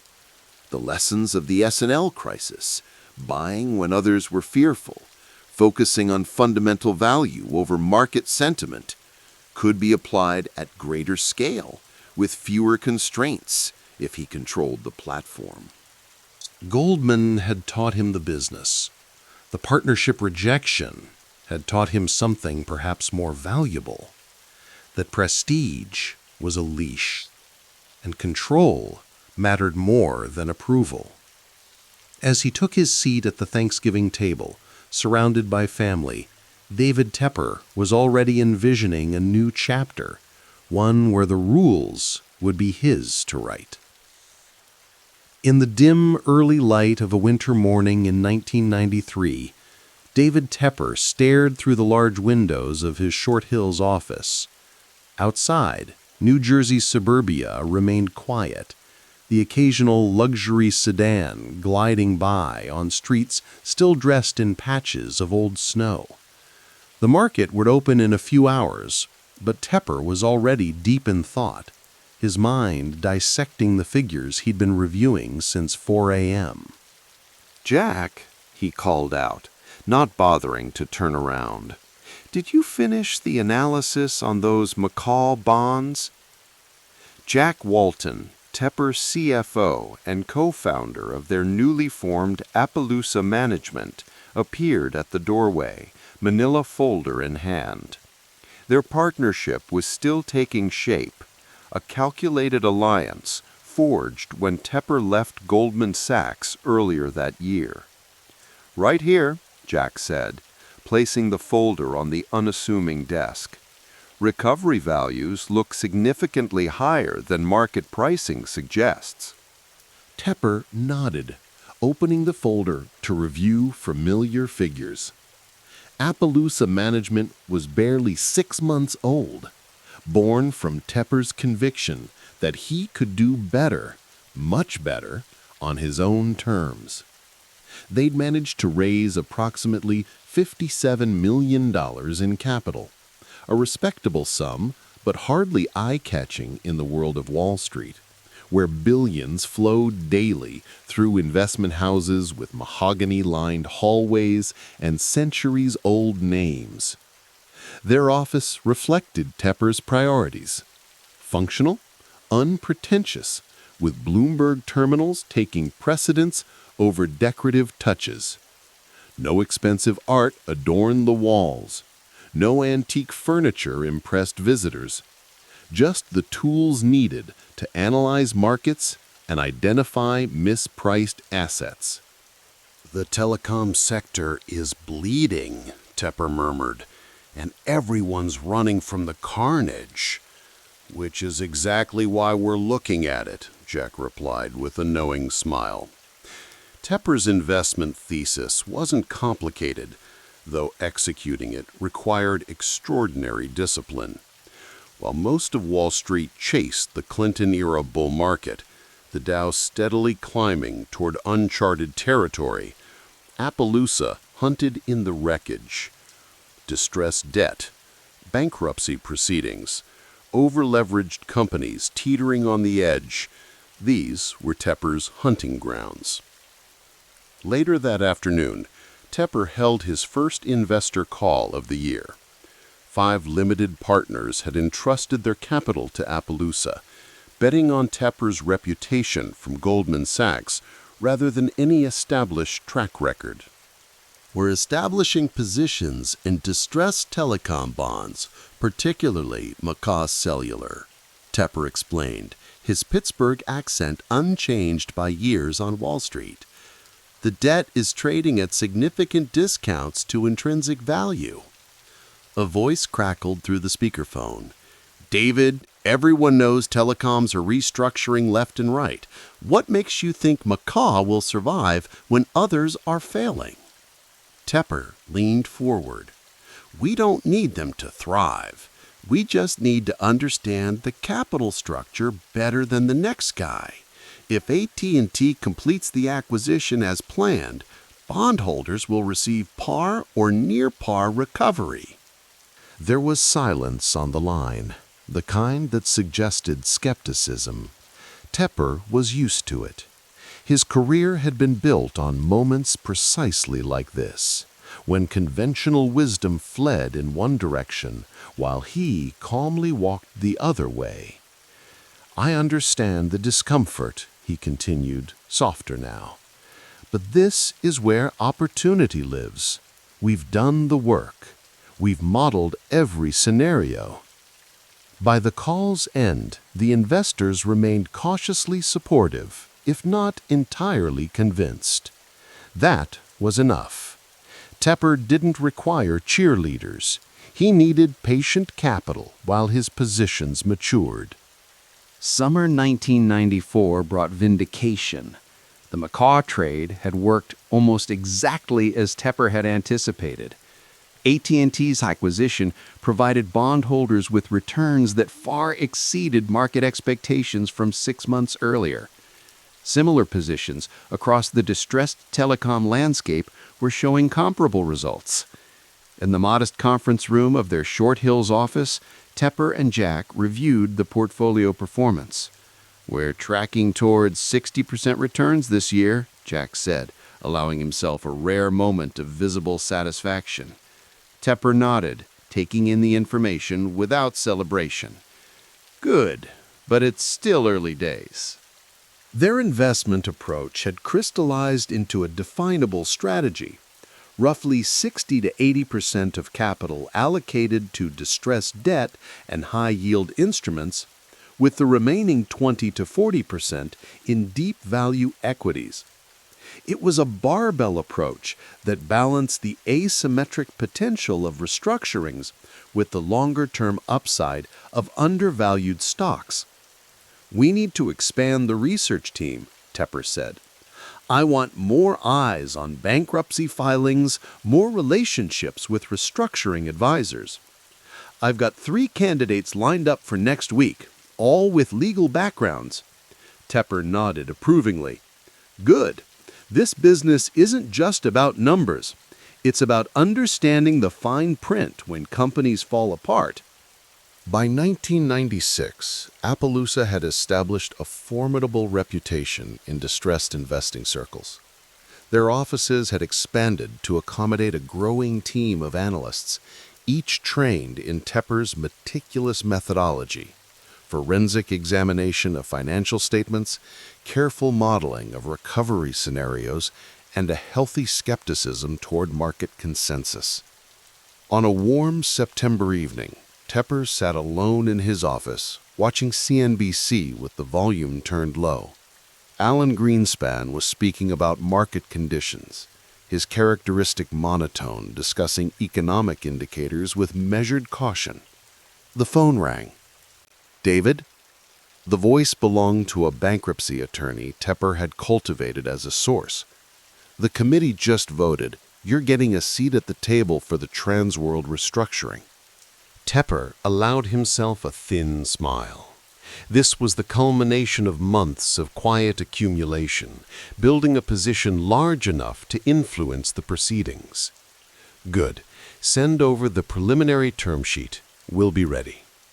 As he hung up, Tepper turned his attention back to the television, where commentators were now dissecting Greenspan's comments about irrational exuberance in the markets. The irony wasn't lost on him. While tech stocks soared on promises of a new economic paradigm, Tepper was diving into balance sheets of failing companies, extracting value from what others dismissed as corpses. By early 1998, Tepper's personal wealth had quietly crossed the $10 million threshold. It was a meaningful milestone, though hardly extraordinary in the context of Wall Street's excesses during the late Clinton years. But unlike the flashy dot-com millionaires grabbing headlines, Tepper's wealth came from a methodical process of valuing what others wouldn't touch. "The Asian currency crisis is creating ripples," Jack observed during their morning meeting. "Korean companies with dollar-denominated debt are struggling to meet obligations." Tepper rubbed his chin thoughtfully. "That's going to create dislocations. Let's look at U.S. companies with significant Asian exposure. Their bonds might be mispriced." This was the Appaloosa playbook. Identify a macro disruption, anticipate the knock-on effects, and position ahead of the crowd. While the approach seemed simple in concept, it required the courage to act when others were paralyzed by uncertainty. Later that day, Tepper met with a potential new investor, a pension fund manager who had heard about Appaloosa's consistent returns in an increasingly volatile market. "Your performance numbers are impressive," the manager said, "but what concerns me is how concentrated your positions appear to be." Tepper leaned back in his chair. "We don't believe in diversification for its own sake. When we see genuine mispricing, when the gap between market price and intrinsic value is wide enough, we allocate meaningfully." And you're comfortable being wrong. We're comfortable being early, Tepper corrected. The market often takes time to recognize value in distressed situations. That's why patience is as important as analysis. The pension manager nodded slowly, weighing what he'd heard against institutional investment dogma that prioritized diversification above all else. "Our approach isn't for everyone, Tepper added. We look wrong before we look right. That's hard for some investors to stomach. The fall of 1998 brought the collapse of long-term capital management, sending shockwaves through global markets. As a Fed-orchestrated bailout scrambled to contain the damage, Tepper watched with the calculated interest of someone who had studied financial panics throughout history. This is textbook, he told his team during an emergency meeting. Leverage plus correlation plus forced selling equals opportunity. Let's make a list of everything LTCM and similar funds might be dumping. While others saw disaster, Tepper saw the familiar pattern of market dislocations creating pockets of value. The trick was identifying which assets were being sold due to liquidity needs rather than fundamental problems. In the months that followed, Appaloosa methodically established positions in securities that had been caught in the LTCM undertow. As prices stabilized and eventually recovered, the fund's performance continued its steady upward trajectory. By the dawn of 2000, with the new millennium bringing both Y2K anxiety and dot-com euphoria, Appaloosa had firmly established itself as a premier distressed investment firm. While the Nasdaq soared toward 5,000, fueled by companies with dubious business models and astronomical valuations, Tepper's focus remained unchanged. Everyone's talking about eyeballs and burn rates, he remarked to Jack as they reviewed the year's strategy. Meanwhile, we're still analyzing leverage ratios and recovery values. Jack smiled. Old-fashioned, aren't we?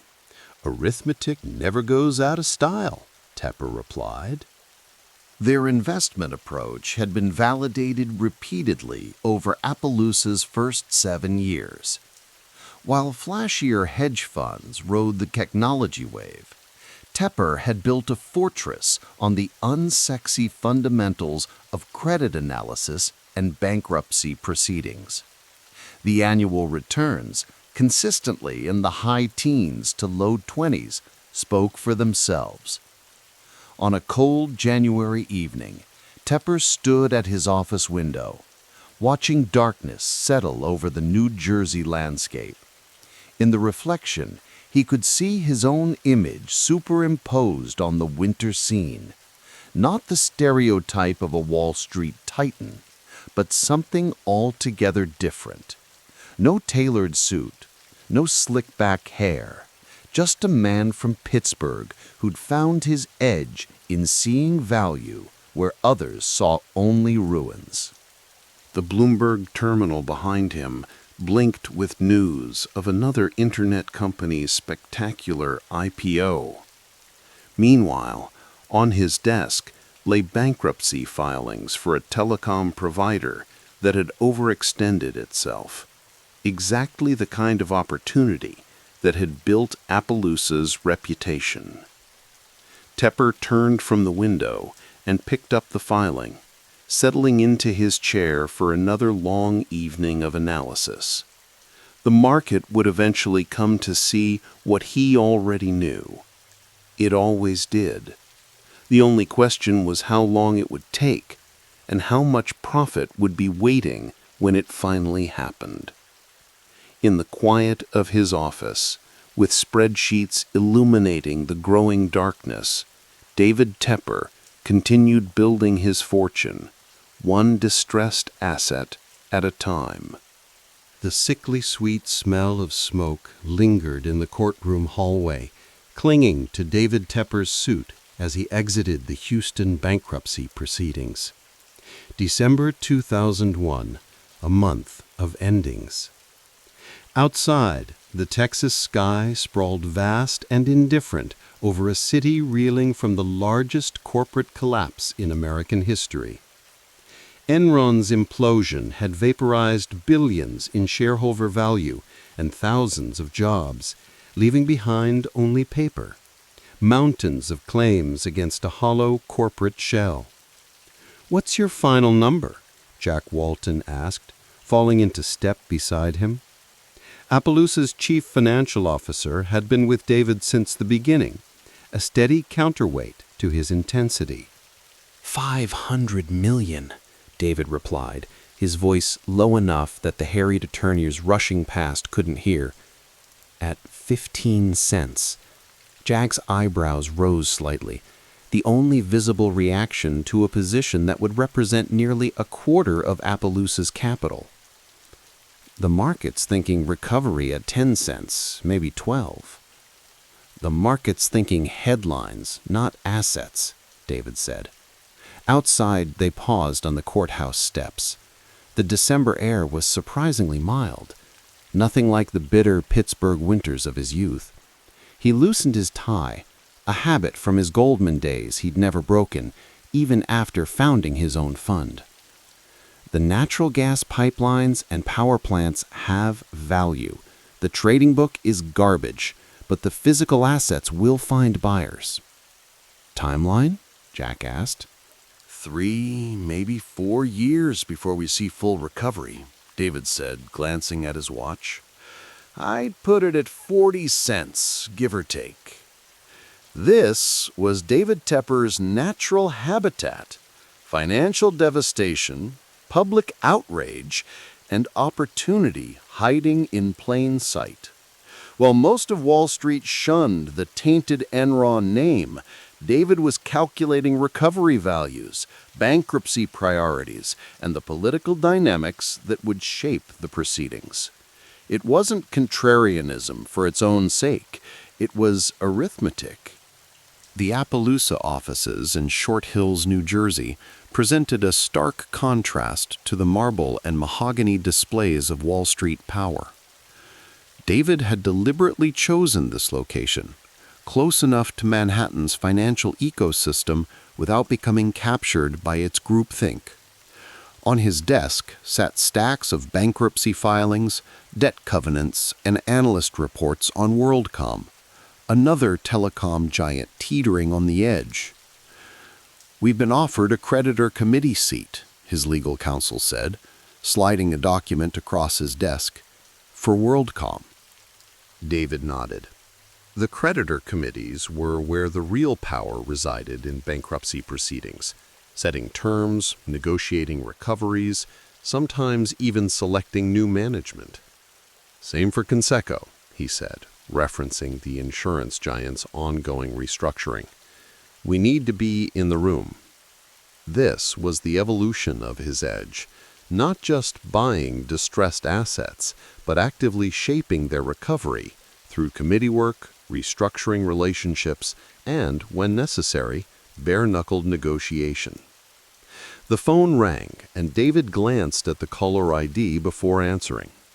"Harvey," he said, recognizing his contact at Milstein & Company, one of the premier restructuring advisors. "What have you got?" For the next 20 minutes, David listened intently as Harvey outlined a situation involving a mid-sized telecoms debt trading at 30 cents on the dollar. This was how the ecosystem worked. Bankruptcy courts generated filings, restructuring advisors like Milstein and FTI Consulting identified situations, and capital providers like Appaloosa executed when the math made sense. After hanging up, David stared at the CNBC broadcast silently playing on his office television. The coverage was dominated by the aftermath of 9/11, just 3 months earlier. The markets had reopened after a week's closure, but something fundamental had shifted in the national psyche. Fear was the new currency. The Nasdaq, already down nearly 80% from its March 2000 peak, continued its descent. For most, it was disaster. For David, it was opportunity. "The market's forgetting something," he said to his senior analyst, who had come in with WorldCom models.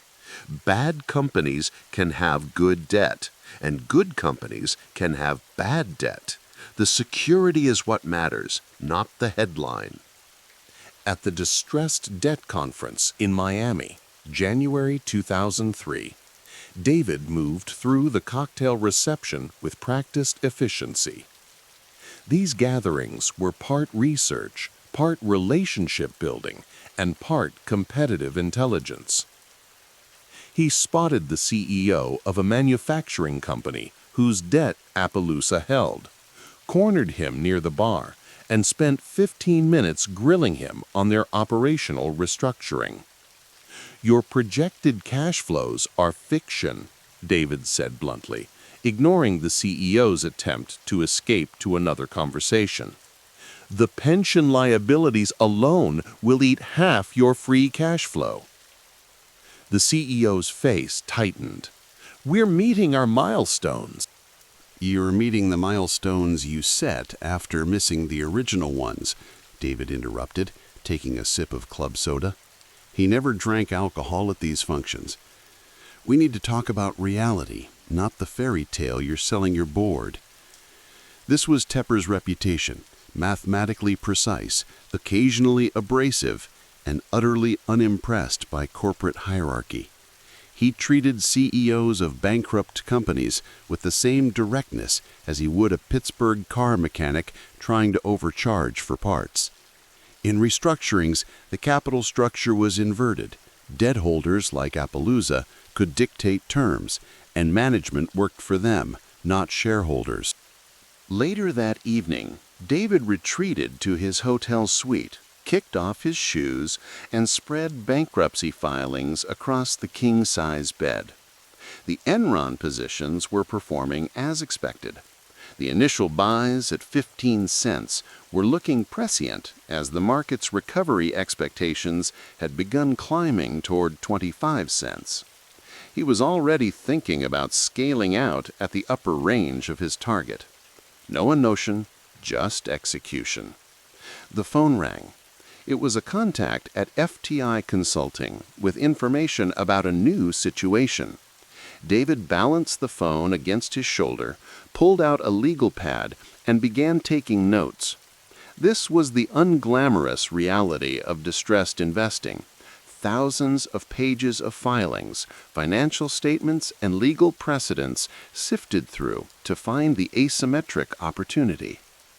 Spring, 2004. David stood at the window of his living room in Livingston, New Jersey, watching his children play in the expansive backyard. The house was large but not ostentatious. Comfortable wealth rather than conspicuous consumption. On the coffee table lay papers for the David A. Tepper Charitable Foundation, which he was in the process of establishing. "I think we should structure it with 3 main focus areas," his wife Marlene said, reviewing the documents: education, healthcare, and Jewish causes. David nodded. The foundation wasn't just tax planning. It was the formalization of giving that had already begun, particularly to Carnegie Mellon University, where he had earned his MBA, and to community organizations in Pittsburgh and New Jersey. Success had brought responsibility, and while David remained fiercely competitive in markets, philanthropy offered a different kind of impact.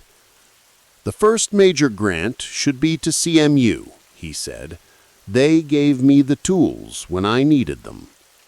This was how David processed wealth, as capital to be allocated efficiently, whether in markets or philanthropy. The scale was different now than in his Goldman days, or even Appaloosa's early years, but the analytical approach remained consistent. Identify opportunities, calculate expected returns, financial or social, and deploy capital where it could make the most difference. The Enron trades were being unwound systematically as claims were settled at progressively higher values. What had been purchased around 15 cents was now being sold in the high 30s, a validation of his thesis that the physical assets would find value in restructuring. The profit would approach $150 million. Not his largest win, but a testament to his ability to see through market panic to the underlying value. The Appaloosa trading floor in December 2005 had the controlled intensity of a surgical suite. Screens flickered with price movements, but the real action was in the stacks of documents on analysts' desks, credit agreements, indentures, restructuring plans. David moved between stations, questioning assumptions, challenging models, forcing his team to justify every position. "Show me the correlation matrix again," he said to a senior credit analyst working on a new distressed position. The analyst pulled up a spreadsheet showing how various debt instruments in the capital structure moved in relation to each other and to macro factors like interest rates and GDP growth. This was Tepper's evolving edge. The ability to map complex relationships across the capital structure while maintaining a top-down awareness of how macro trends might impact recovery scenarios. He wasn't just a bottom-up credit analyst. He was developing a systems view of markets that allowed Appaloosa to place larger bets with greater confidence. "The Fed's not done tightening," David observed, glancing at the Bloomberg terminal showing Federal Reserve Chairman Alan Greenspan's latest comments. Since 2004, the Fed had been steadily raising rates from their post-dot-com lows, and David was mapping how this would affect various positions. "We need to factor that into recovery timelines." Later that afternoon, David reviewed the Foundation's first formal Form 990 tax filing. The document provided a public record of the Foundation's grants to Carnegie Mellon, to food banks in New Jersey, to medical research, to Jewish educational initiatives. The Foundation was still relatively small compared to what it would become, but the architecture was in place, a vehicle to convert financial success into community impact. "The business school gift is confirmed," his Foundation director noted. "They're excited about the possibilities." David nodded, allowing himself a rare moment of reflection. The path from Pittsburgh to Goldman to Appaloosa had been driven by a relentless focus on opportunity identification and risk assessment. The Foundation represented something different, not just wealth creation, but wealth purpose. Still, he approached philanthropy with the same analytical rigor he brought to markets: clear objectives, measurable outcomes, and strategic deployment of resources. June 2006. David sat in the back row of a Manhattan bankruptcy courtroom, listening to final arguments in a case where Appaloosa held a significant position. The Enron trades had been largely exited by now, with recoveries averaging close to 40 cents, vindication of his original thesis, and a profit of approximately $150 million. More importantly, the Enron experience had refined Appaloosa's approach to distressed situations. The creditor committee seats, the relationships with restructuring advisors, the bankruptcy court knowledge, all had become part of a repeatable process that gave the firm structural advantages in complex situations. After court adjourned, David walked through Midtown Manhattan, tie loosened in the summer heat. The city had regained its swagger since the dark days after 9/11. The economy was booming again. Housing prices were soaring, and credit markets were extending loans with increasingly borrower-friendly terms. To most, it looked like prosperity. To David, it was beginning to look like excess. He stopped at a newsstand, purchased a Wall Street Journal, and scanned the headlines. Private equity firms were announcing massive buyouts financed with covenant-light loans. Housing developers were breaking ground on ambitious new projects. The distressed cycle that had been so profitable in the wake of the dot-com crash and 9/11 was fading as default rates plummeted and easy credit lifted all boats. "Markets forget," David murmured to himself, folding the newspaper. He wasn't a perma-bear. He had no ideological commitment to pessimism, but he recognized a pattern. The same financial engineers who had created the complex structures of companies like Enron were now applying their skills to mortgage securities and leveraged loans. Back at his hotel, David reviewed the Foundation's latest grant proposals. The educational focus was yielding tangible results. Scholarships established, research funded, opportunities created for students from backgrounds similar to his own in Pittsburgh. This was a different kind of legacy than the one he was building at Appaloosa, but no less important. The phone rang. Jack Walton with an update on a position they were building in a consumer products company with an over-leveraged balance sheet. "The bonds are trading up," Jack reported. "Market's getting more optimistic." "Let's scale back," David replied after a moment's consideration. "I don't like the covenant package, and the recovery assumptions are getting too aggressive." This was Tepper's edge, the discipline to step back when others were rushing in. The distressed debt investor had to be patient, waiting for panic or complacency to create mispriced opportunities. The current market was showing signs of the latter. Too much confidence, too little concern about downside. David gazed out at the Manhattan skyline as twilight settled over the city. The Enron trades had confirmed what he had always believed. Value existed independent of narrative, and disruption created opportunity for those with the analytical rigor to find it and the courage to act. That philosophy would serve him well in the years ahead, though he couldn't yet see the massive dislocations looming on the horizon. For now, he focused on what he could control: the investment process, the Foundation's impact, the cultivation of his team at Appaloosa. The markets would do what markets always do: oscillate between fear and greed. David Tepper would be ready, spreadsheets in hand, waiting for the next asymmetric opportunity. The great mahogany conference table stretched across the room like a dark, still lake, reflecting the anxious faces of those gathered around it. Outside the windows of Appaloosa Management's offices, autumn leaves swirled in the wind against a backdrop of gray skies that had settled over New Jersey like a heavy blanket. It was October 2008, and the world was burning. David Tepper stood at the head of the table, his stocky frame unmoved by the financial hurricane raging beyond the glass.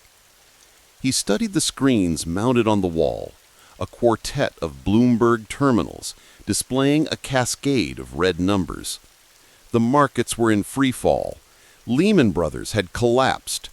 AIG had been bailed out. The entire financial system teetered on the edge of an abyss that seemed bottomless. Everyone's running for the exits. Jack Walton, his CFO and trusted lieutenant since Appaloosa's founding, said quietly, "The streets saying Bank of America might not make it." Tepper nodded, his eyes never leaving the screens. At 51, his Pittsburgh roots still showed in his direct manner and unpretentious appearance. The rumpled Oxford shirt, the lack of Wall Street polish. He reached for his coffee mug, emblazoned with the Pittsburgh Steelers logo, and took a long sip. "That's exactly why we should look at it," he replied, his voice even. In the corner of the conference room, mounted in a simple frame, hung a yellow, terrible towel, the iconic symbol of Steelers fandom. Next to it sat an unusual paperweight on a side table, a pair of brass testicles, a gag gift from a colleague years earlier that had become something of a talisman. Both objects spoke to the essence of the man, the blue-collar Pittsburgh ethos that never left him, and the unconventional courage that defined his approach to markets. "The banks," he said, turning to face his team. "Pull everything we have on Bank of America. Preferreds, common, the whole capital structure. I want to see the numbers again." The team exchanged glances.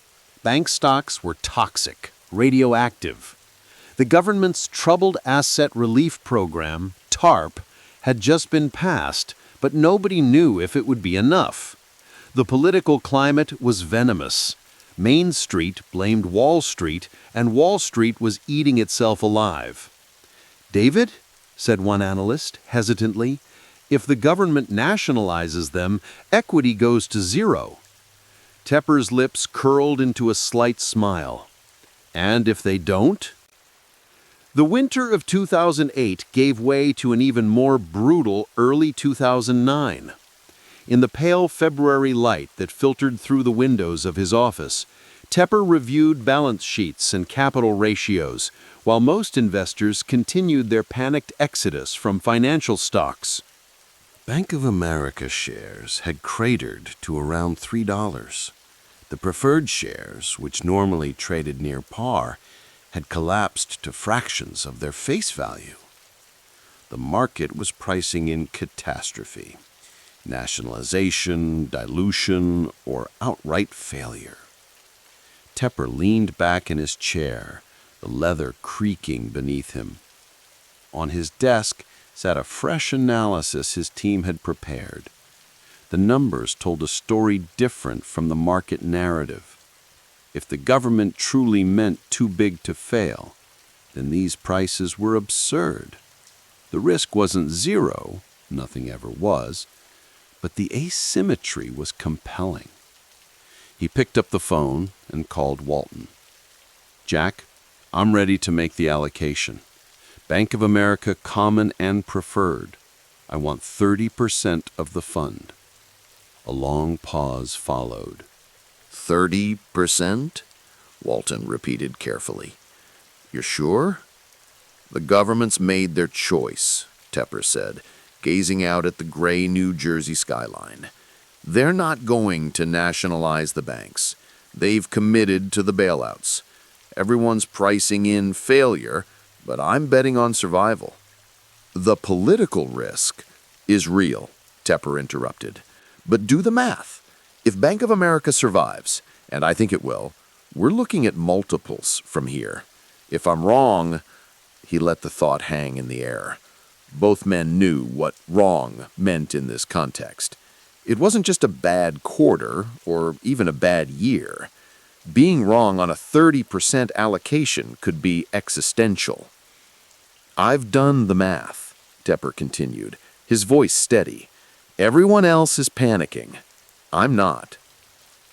Spring arrived in 2009, but brought little warmth to an economy still deep in the throes of what people were now calling the Great Recession. Unemployment climbed toward 10%. Foreclosure signs sprouted like weeds across American neighborhoods. The S&P 500 had plunged to levels not seen in over a decade.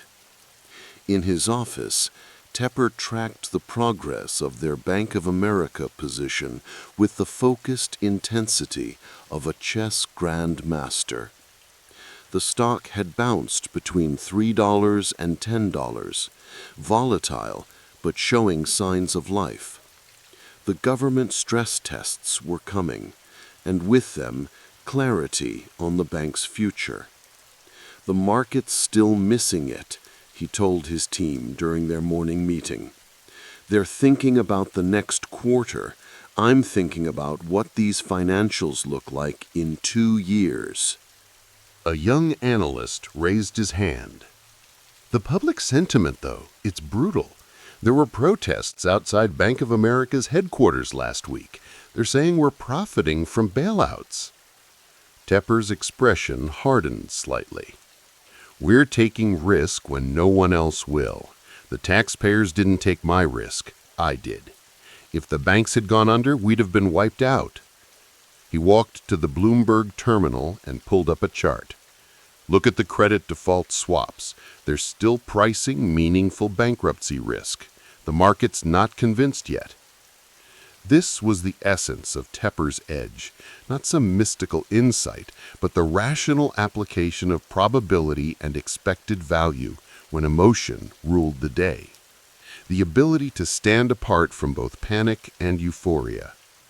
By late summer 2009, the first green shoots appeared in the financial landscape. Bank of America had passed its stress test. The stock had doubled, then tripled from its lows. Appaloosa's position had grown enormously, the 30% allocation now representing a staggering gain. In the twilight of an August evening, Tepper sat alone in his office, a glass of bourbon on his desk, reviewing the year's performance numbers. The fund was up nearly 100% year to date, on pace for what would become a 132% gross return by year-end.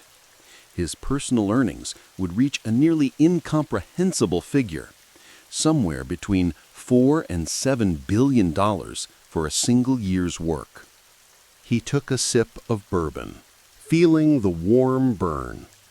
The numbers on the page were abstract, almost unreal. He thought about his childhood in Pittsburgh's East End, the son of an accountant. He thought about his early jobs at Equibank and Republic Steel, watching the collapse of the industry that had defined his hometown. He thought about the Goldman years, learning the craft of distressed investing. All of it, every lesson, every trade, every instance of standing apart from consensus had led to this moment. His phone rang, breaking the reverie. "David, it's Jack. CNBC wants you on tomorrow morning. They want to talk about the bank trade."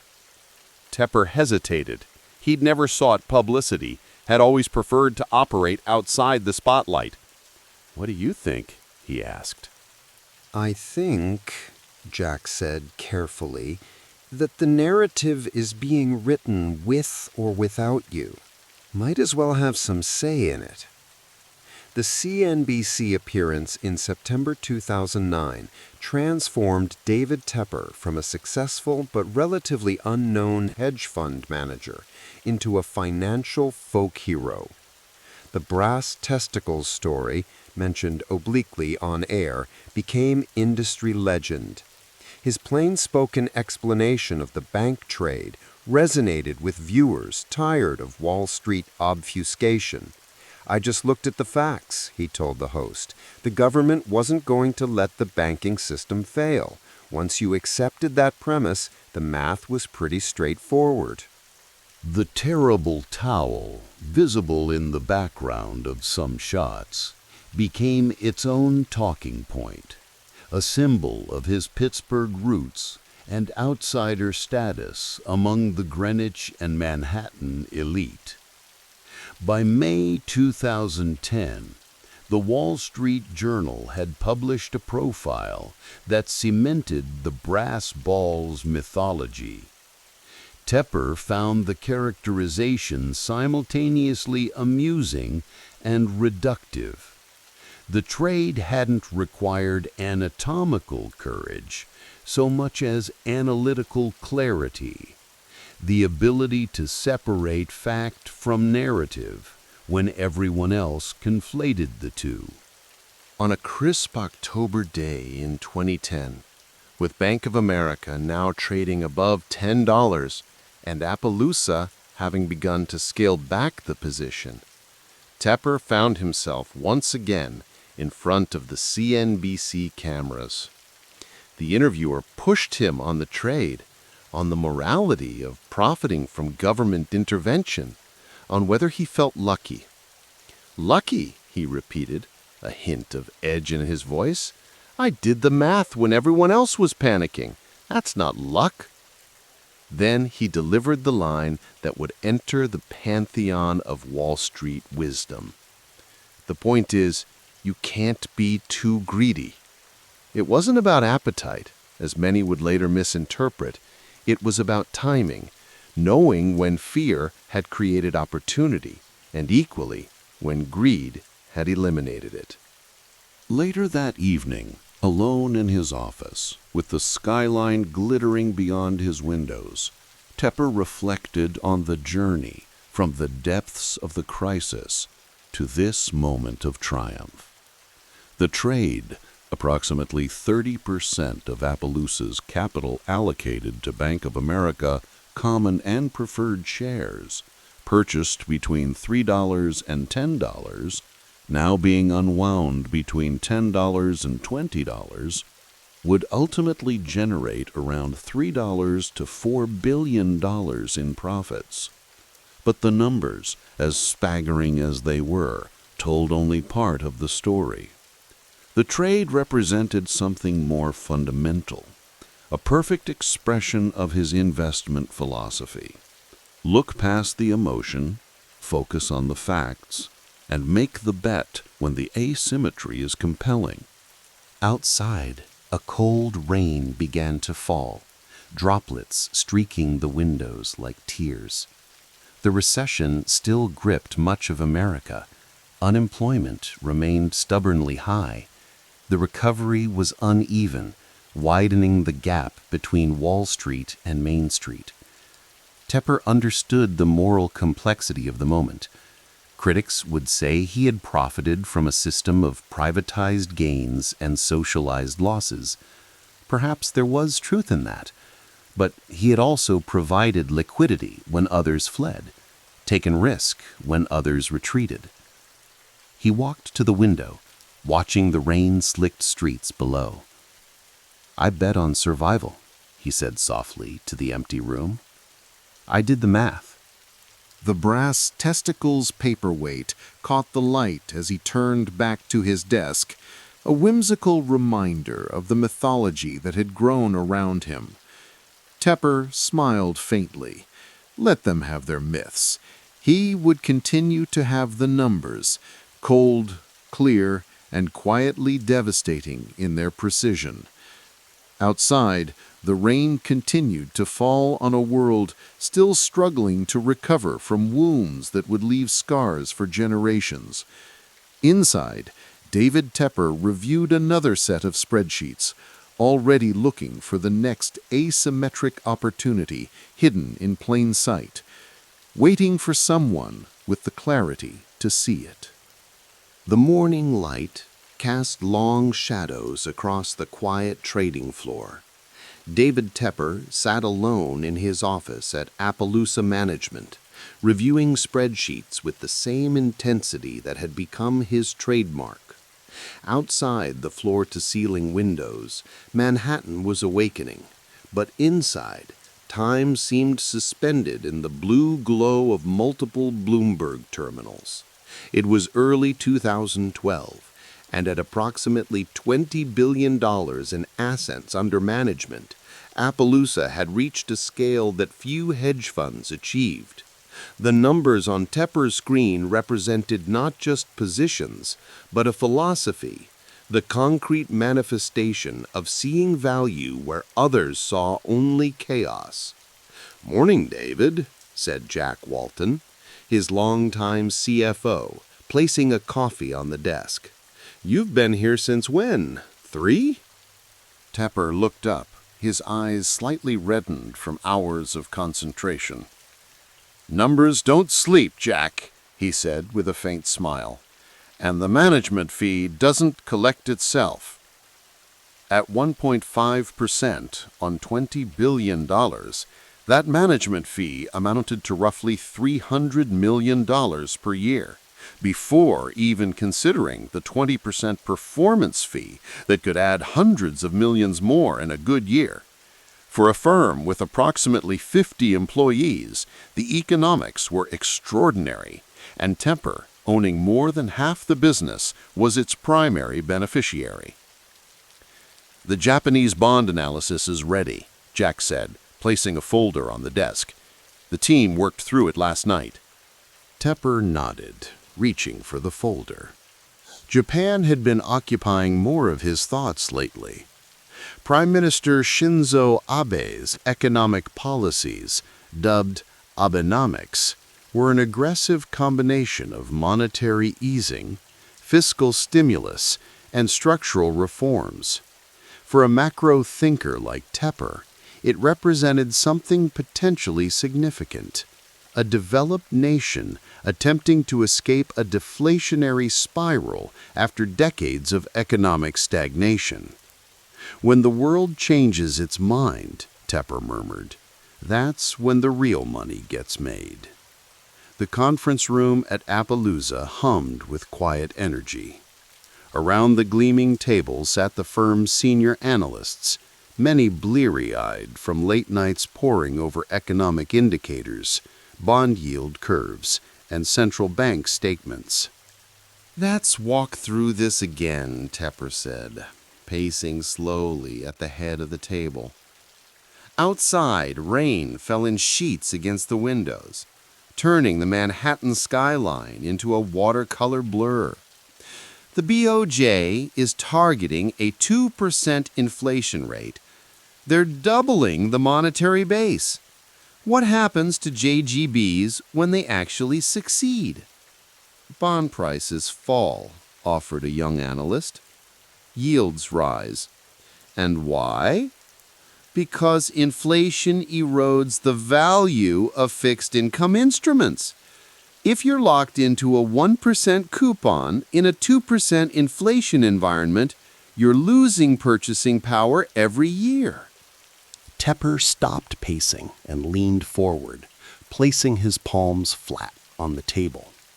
"Exactly. And everyone is on the other side of this trade. They've been conditioned by decades of Japanese deflation to believe nothing will change." The room was silent. This was Tepper's gift, the ability to see inflection points, to recognize when consensus thinking had become dangerously comfortable, and to position against it with conviction.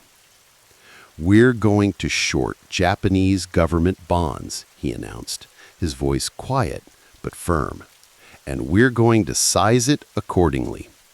No one questioned the decision.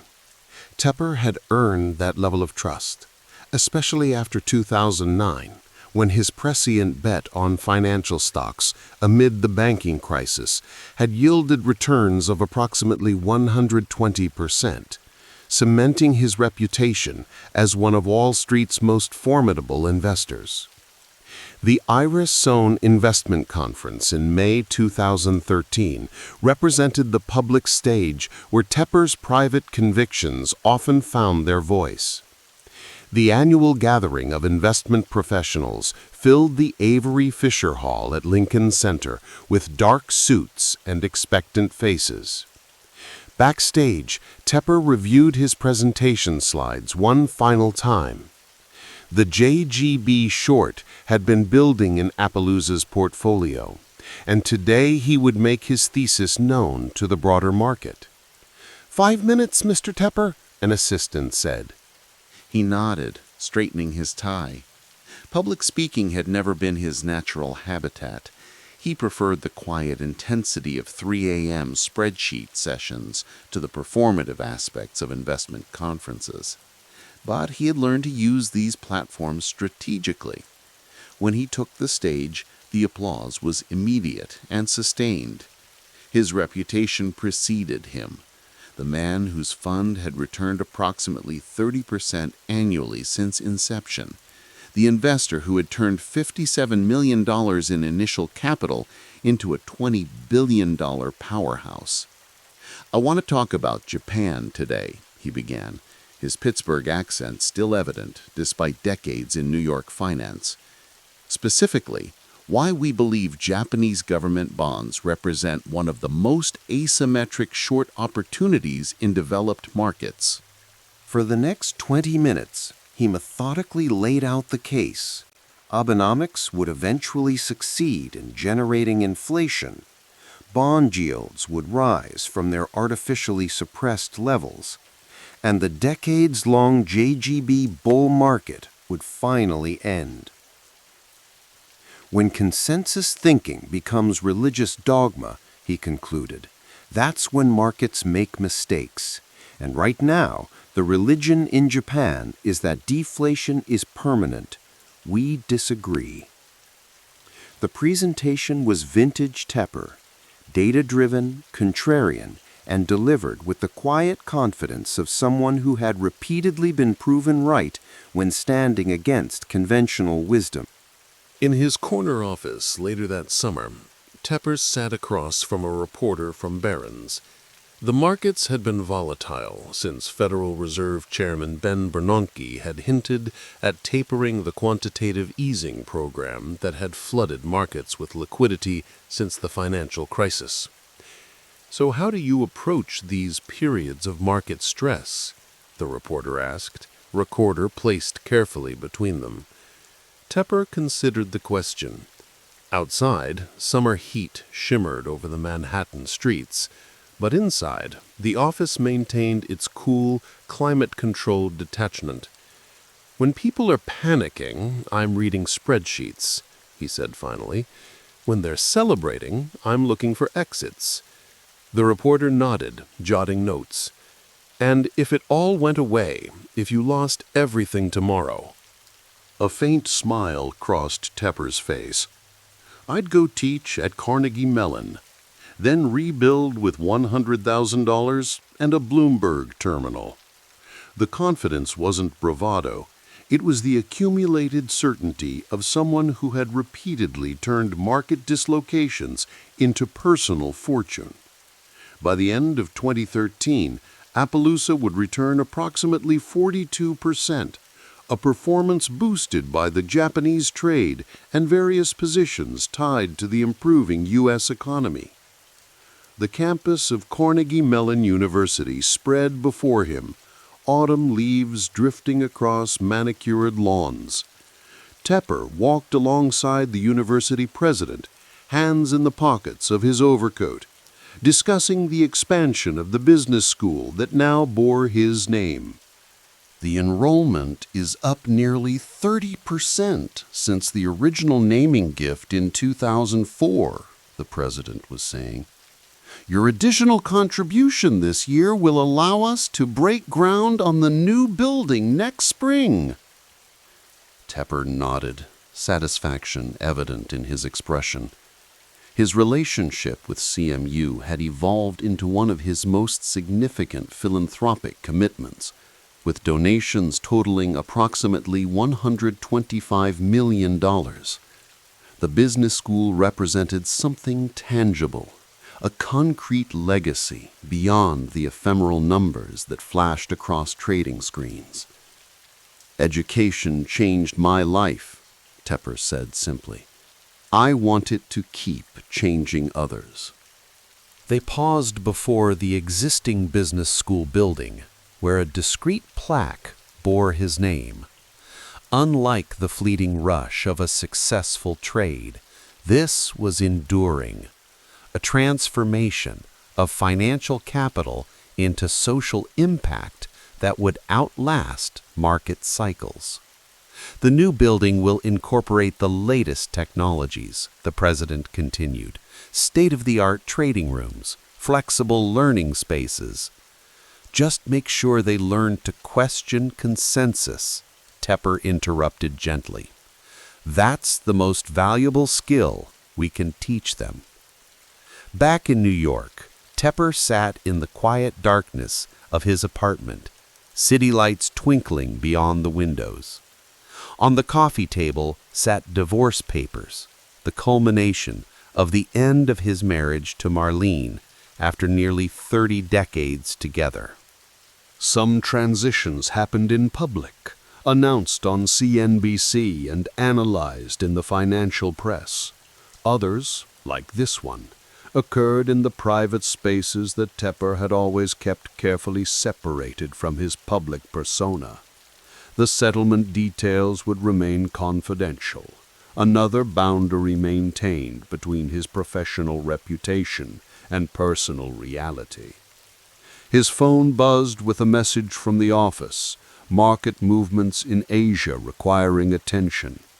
Even at home, even at this hour, the markets never truly closed for someone who operated at Tepper's level. He picked up the phone, pushing the papers aside.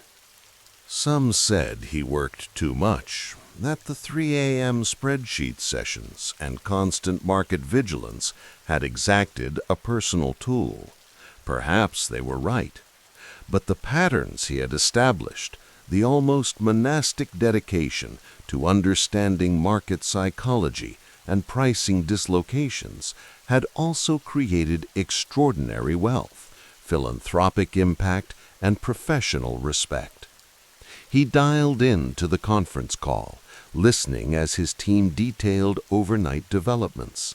Tomorrow would bring new challenges, new opportunities, new positions to build or exit. The markets never stopped moving, and neither did David Tepper. The spring of 2014 found Tepper on the campus of Rutgers University, his undergraduate alma mater. A $30 million gift to the business school represented another significant step in his philanthropic journey. Another institution transformed by his financial success. "We're tremendously grateful," said the Rutgers president as they toured the facilities that would be renovated with his donation. Tepper nodded, hands clasped behind his back. "New Jersey gave me opportunities. This is just reciprocation." What he didn't mention was that his relationship with the state was becoming complicated. The tax implications of operating a hedge fund of Appaloosa's size in a high-tax jurisdiction were increasingly significant. Florida, with its zero state income tax, had begun to look attractive as an alternative base for both his business and his personal residence. But those decisions lay in the future.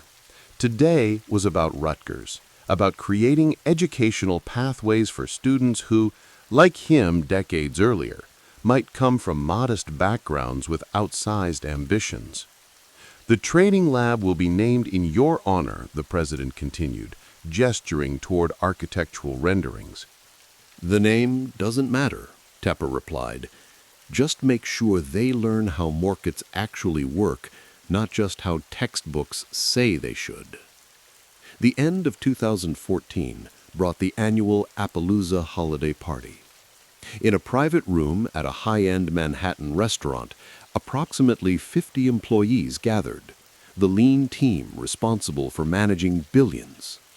Tepper stood to offer a toast, crystal glass catching the light. Around the room, faces looked back at him, analysts, portfolio managers, operations staff, the carefully selected group that constituted one of Wall Street's most profitable shops on a per-employee basis. "To another year of seeing what others miss," he said, raising his glass, "and to remembering that we're only as good as our next trade." The room responded in kind, glasses lifted. The year had been strong, performance well into double digits again. The management fees alone had generated hundreds of millions, with performance fees adding substantially more. Yet even in this moment of celebration, Tepper's mind worked its familiar patterns, scanning for risks, for opportunities, for the next inflection point that others might miss. It was this perpetual vigilance, the refusal to become comfortable, that had built Appaloosa from a small fund launched in 1993 to the powerhouse it had become. As conversations resumed around him, Tepper circulated through the room, stopping to speak with each employee. Despite his wealth and stature, he maintained the direct, unvarnished communication style that traced back to his Pittsburgh roots. No corporate hierarchy could erase the formative experiences that had shaped his approach to markets and people. Later, as the party wound down, he stood alone by the window, looking out at the city lights. $20 billion in assets, a management fee structure that generated hundreds of millions annually, philanthropic commitments that were reshaping institutions.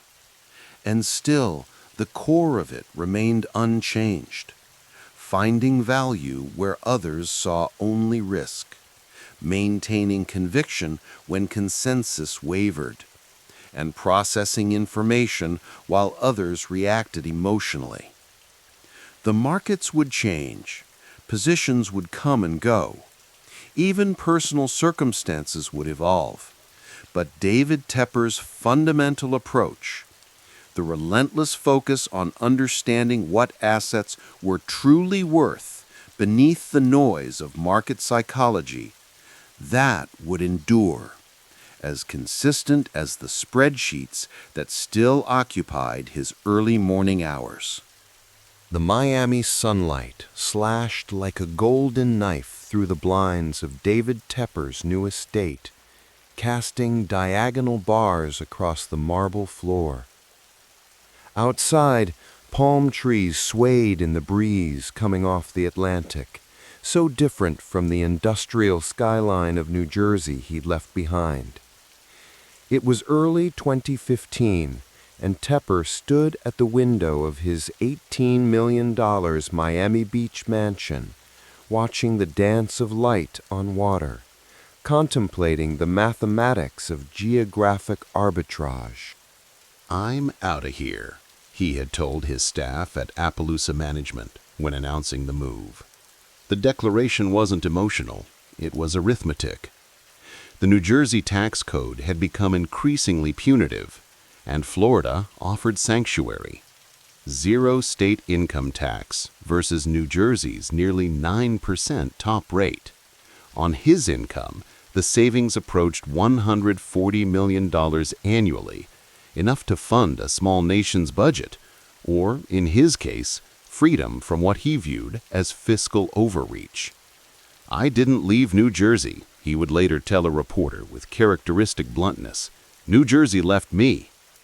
The house around him was spacious, but not ostentatious by Miami's standards.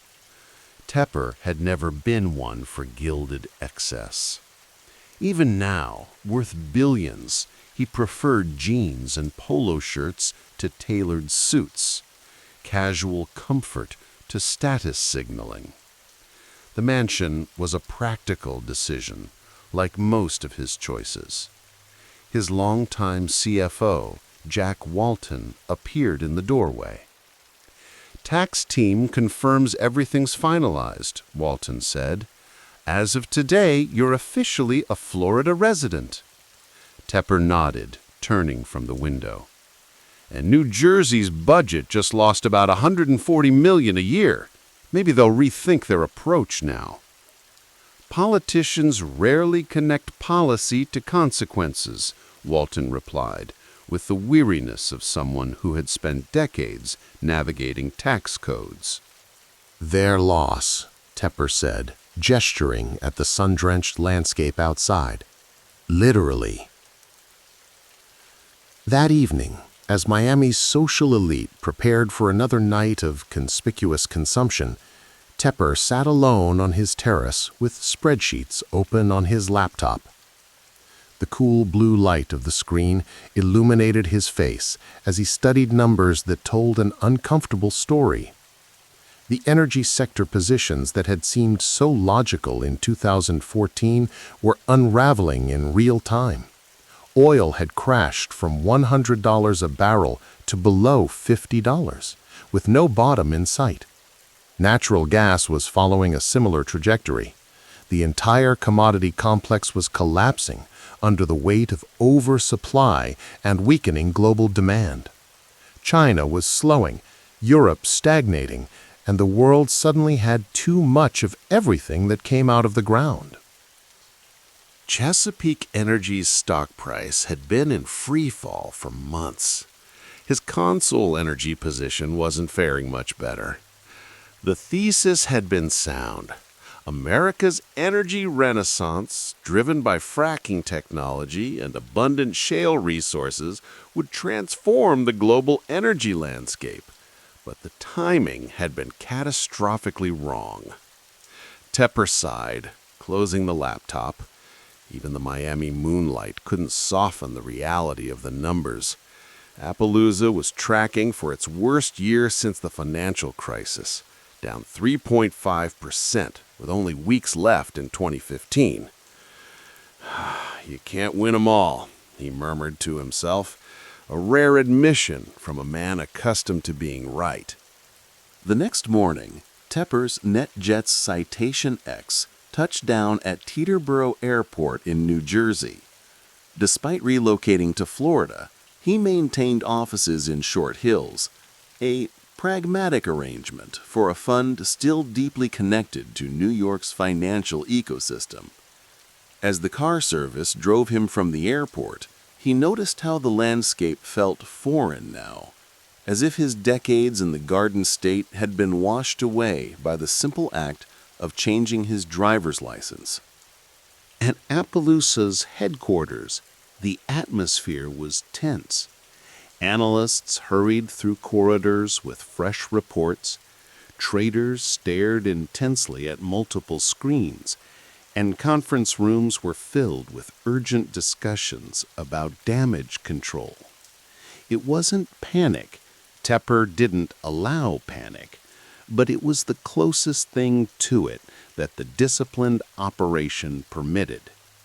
The redemption requests are starting to come in, his head of investor relations informed him as they walked briskly to his office. Not a flood yet, but a steady stream. How much? Tepper asked, his voice deliberately measured. Projections suggest $4 to $5 billion by year-end if performance doesn't improve.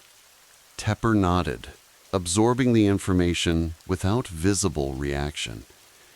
In the privacy of his office, he removed his jacket and settled behind his desk, scanning the markets on his Bloomberg terminal.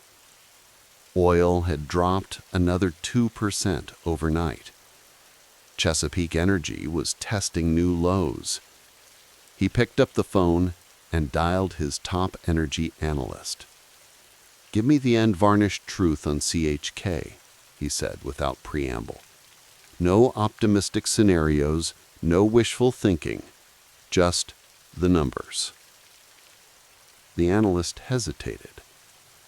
If natural gas stays where it is and their debt load doesn't improve, we're looking at losses between $500 million and potentially $1 billion on that position alone. Tepper was silent for a moment, processing the scale of the miscalculation. "Thank you for your honesty," he finally said. "Now, get me everything you have on the tech sector. I need to understand where the next growth cycle is coming from." The remainder of 2015 passed in a blur of declining numbers and difficult conversations with investors. Appaloosa, which had delivered legendary returns during crises, was suddenly on the wrong side of a market dislocation. The oil crash had deepened, with prices bottoming near $26 a barrel by early 2016, a level not seen since the early 2000s. In his Miami home, now his primary residence, Tepper spent the quiet hours before dawn reviewing his mistakes. The energy thesis had been intellectually compelling. America's shale revolution was real, the technology worked, and the country was producing more oil and gas than anyone had thought possible. But he had underestimated how the industry's success would create its own undoing. too much supply chasing too little demand, exacerbated by Saudi Arabia's decision to maximize production rather than support prices. It was a classic commodity trap, and he had fallen into it despite decades of market experience. The best traders know when to admit they're wrong, he told himself, an echo of advice he'd given countless times to others. 2016 brought little relief. While Appaloosa managed to stabilize and deliver essentially flat returns for the year, the energy positions continued to struggle. Investors, accustomed to Tepper's almost supernatural ability to profit from market dislocations, grew restless. Some of the largest institutions began to reduce their allocations, contributing to the outflows that industry sources estimated at $4–5 billion. On a humid July evening in 2016, Tepper hosted a small gathering at his Miami estate. The guest list included his most trusted lieutenants and a few confidants from outside the firm. They sat on the terrace overlooking Biscayne Bay, drinking wine as the sunset painted the sky in improbable shades of orange and pink. "We need to pivot," Tepper announced after dinner was cleared. "The energy trade was wrong, and staying wrong out of pride is how good funds become cautionary tales." His head of research nodded. "I've been building models on the tech sector. The platform companies, Amazon, Apple, Google, Facebook, are showing network effects we've never seen before. Their moats are getting wider, not narrower. And they're still reasonably valued relative to their growth rates," added another analyst. Tepper considered this, swirling the remnants of a Bordeaux in his glass. "The market is changing. Winner-take-all dynamics, network effects, and scale advantages are creating natural monopolies that regulators don't know how to address. We need to be where the structural advantages are." "So we're pivoting to tech?" asked his longtime trader. "We're pivoting to where the edge is," Tepper corrected. "Right now, that's tech. Tomorrow, it might be something else. The constant is finding the asymmetric payoff." As 2016 gave way to 2017, Tepper methodically reshaped Appaloosa's portfolio. The energy positions were wound down, losses accepted, and capital redeployed. Large positions in Amazon, Apple, and other tech giants formed the new core of the strategy. It wasn't a desperate swing for the fences, but a calculated reallocation to where future growth appeared most certain. The political landscape had shifted dramatically as well. Donald Trump's unexpected victory in the 2016 presidential election had upended conventional wisdom and created new policy uncertainties. But Tepper, never one to let political noise interfere with investment thesis, focused on the fundamentals: low interest rates, accelerating technological change, and increasing returns to scale for dominant platforms. By spring of 2017, the pivot was showing results. Appaloosa's performance had rebounded, on track for returns approaching 15% for the year. The bleeding from redemptions had slowed, then stopped entirely. The tech-focused strategy was working, riding the same powerful trends that were reshaping the global economy. In his Miami office, Tepper studied the quarterly performance reports with the first real satisfaction he'd felt in nearly 2 years. The losses from the energy debacle were still there, a humbling reminder of fallibility, but they were increasingly overshadowed by the gains in the new portfolio. His phone rang. It was Jack Walton. The New Jersey budget director just released their annual report, Walton said. They specifically mentioned the Tepper effect as a contributing factor to their revenue shortfall. Apparently, your departure created a $100 million hole they still haven't figured out how to fill. Tepper allowed himself a small smile. Maybe they should try cutting spending. Or they could try making their tax system more competitive. That would require admitting they were wrong, Tepper replied. Politicians and fund managers have that in common. Neither likes to acknowledge mistakes. The difference is, in my business, the market forces you to confront reality. After hanging up, Tepper walked to the window. The Miami skyline glittered in the distance, a constellation of lights reflecting on the water. He'd made Florida his home for tax reasons, but he had discovered unexpected benefits beyond the financial calculus. The quality of light, the rhythm of coastal living, the sense of being slightly removed from the frantic pace of New York finance. In the quiet of his office, he reflected on the lessons of the past 2 years. The energy trade had been a rare, costly miscalculation. The tax migration had been a mathematical necessity. Both decisions had been scrutinized, criticized, and second-guessed. Both had revealed something essential about his character, an unwavering commitment to rational self-interest and a willingness to change course when the facts demanded it. As twilight deepened outside his window, Tepper returned to his desk and opened his laptop. Tomorrow would bring new markets, new opportunities, and new challenges. The tech stocks that now anchored his portfolio would continue their ascent for now, but nothing lasted forever. The key was to remain adaptive, to recognize regime change before others, and to act decisively when conviction aligned with opportunity. The setbacks of 2015 and 2016 had tested his resolve and damaged his aura of infallibility. But they had also reinforced the principles that had built his fortune: flexibility over dogma, arithmetic over emotion, and an unsentimental willingness to admit when a trade had gone wrong. In the soft glow of his computer screen, David Tepper began preparing for whatever the markets would bring next, knowing that in the world of high-stakes finance, today's pivot was tomorrow's vindication.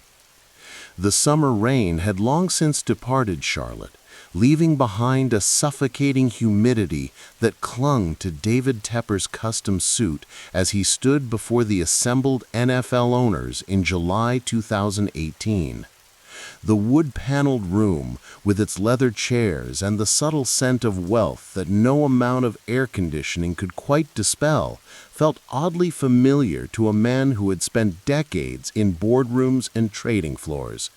Yet this was different. This wasn't just another trade. "Gentlemen, I'm honored to join your ranks," Tepper said, his Pittsburgh accent still faintly detectable beneath decades of East Coast polish. The vote had been unanimous, 32-0, approving his $2.275 billion purchase of the Carolina Panthers. A record sum for an NFL franchise, though in the rarefied air Tepper inhabited, it represented a calculated entry into America's most exclusive club. Later that evening, in the privacy of his hotel suite, Tepper poured himself 2 fingers of scotch and gazed out at the Charlotte skyline. The city lights twinkled like distant stars, each one representing possibilities, complications, expectations. "To the Panthers," he murmured to himself, raising his glass slightly. The ice clinked against crystal, a sound that had accompanied many of his victories over the years. His phone buzzed. David Fish, his COO and senior analyst, was calling from the Appaloosa offices. "Congratulations, boss," Fish said when Tepper answered. How does it feel to own an NFL team? Like buying a very expensive ticket to a very public performance, Tepper replied, his voice measured. The real work starts tomorrow. The transition plans are ready whenever you are, Fish continued. And about the other matter we discussed. Tepper gazed at the Panthers stadium, visible in the distance. Yes, it's time. Schedule the meetings. We're going family office next year. The 2019 announcement came without fanfare. Appaloosa Management would return approximately $3 billion in outside investor capital and convert to a family office. After nearly 3 decades of quarterly reports, investor calls, and SEC filings, David Tepper was going private. In the sleek Miami Beach office that had replaced his New Jersey headquarters following his tax-motivated relocation, Tepper sat across from his advisors from Skadden and Wachtell, the elite law firms that had guided his most significant transitions. The Form ADV filing will be our last, one of the attorneys noted, sliding a document across the polished table. After that, you'll have considerably more flexibility and privacy. Tepper nodded, signing where indicated. What's our portfolio composition looking like post-transition? He asked, directing the question to Fish.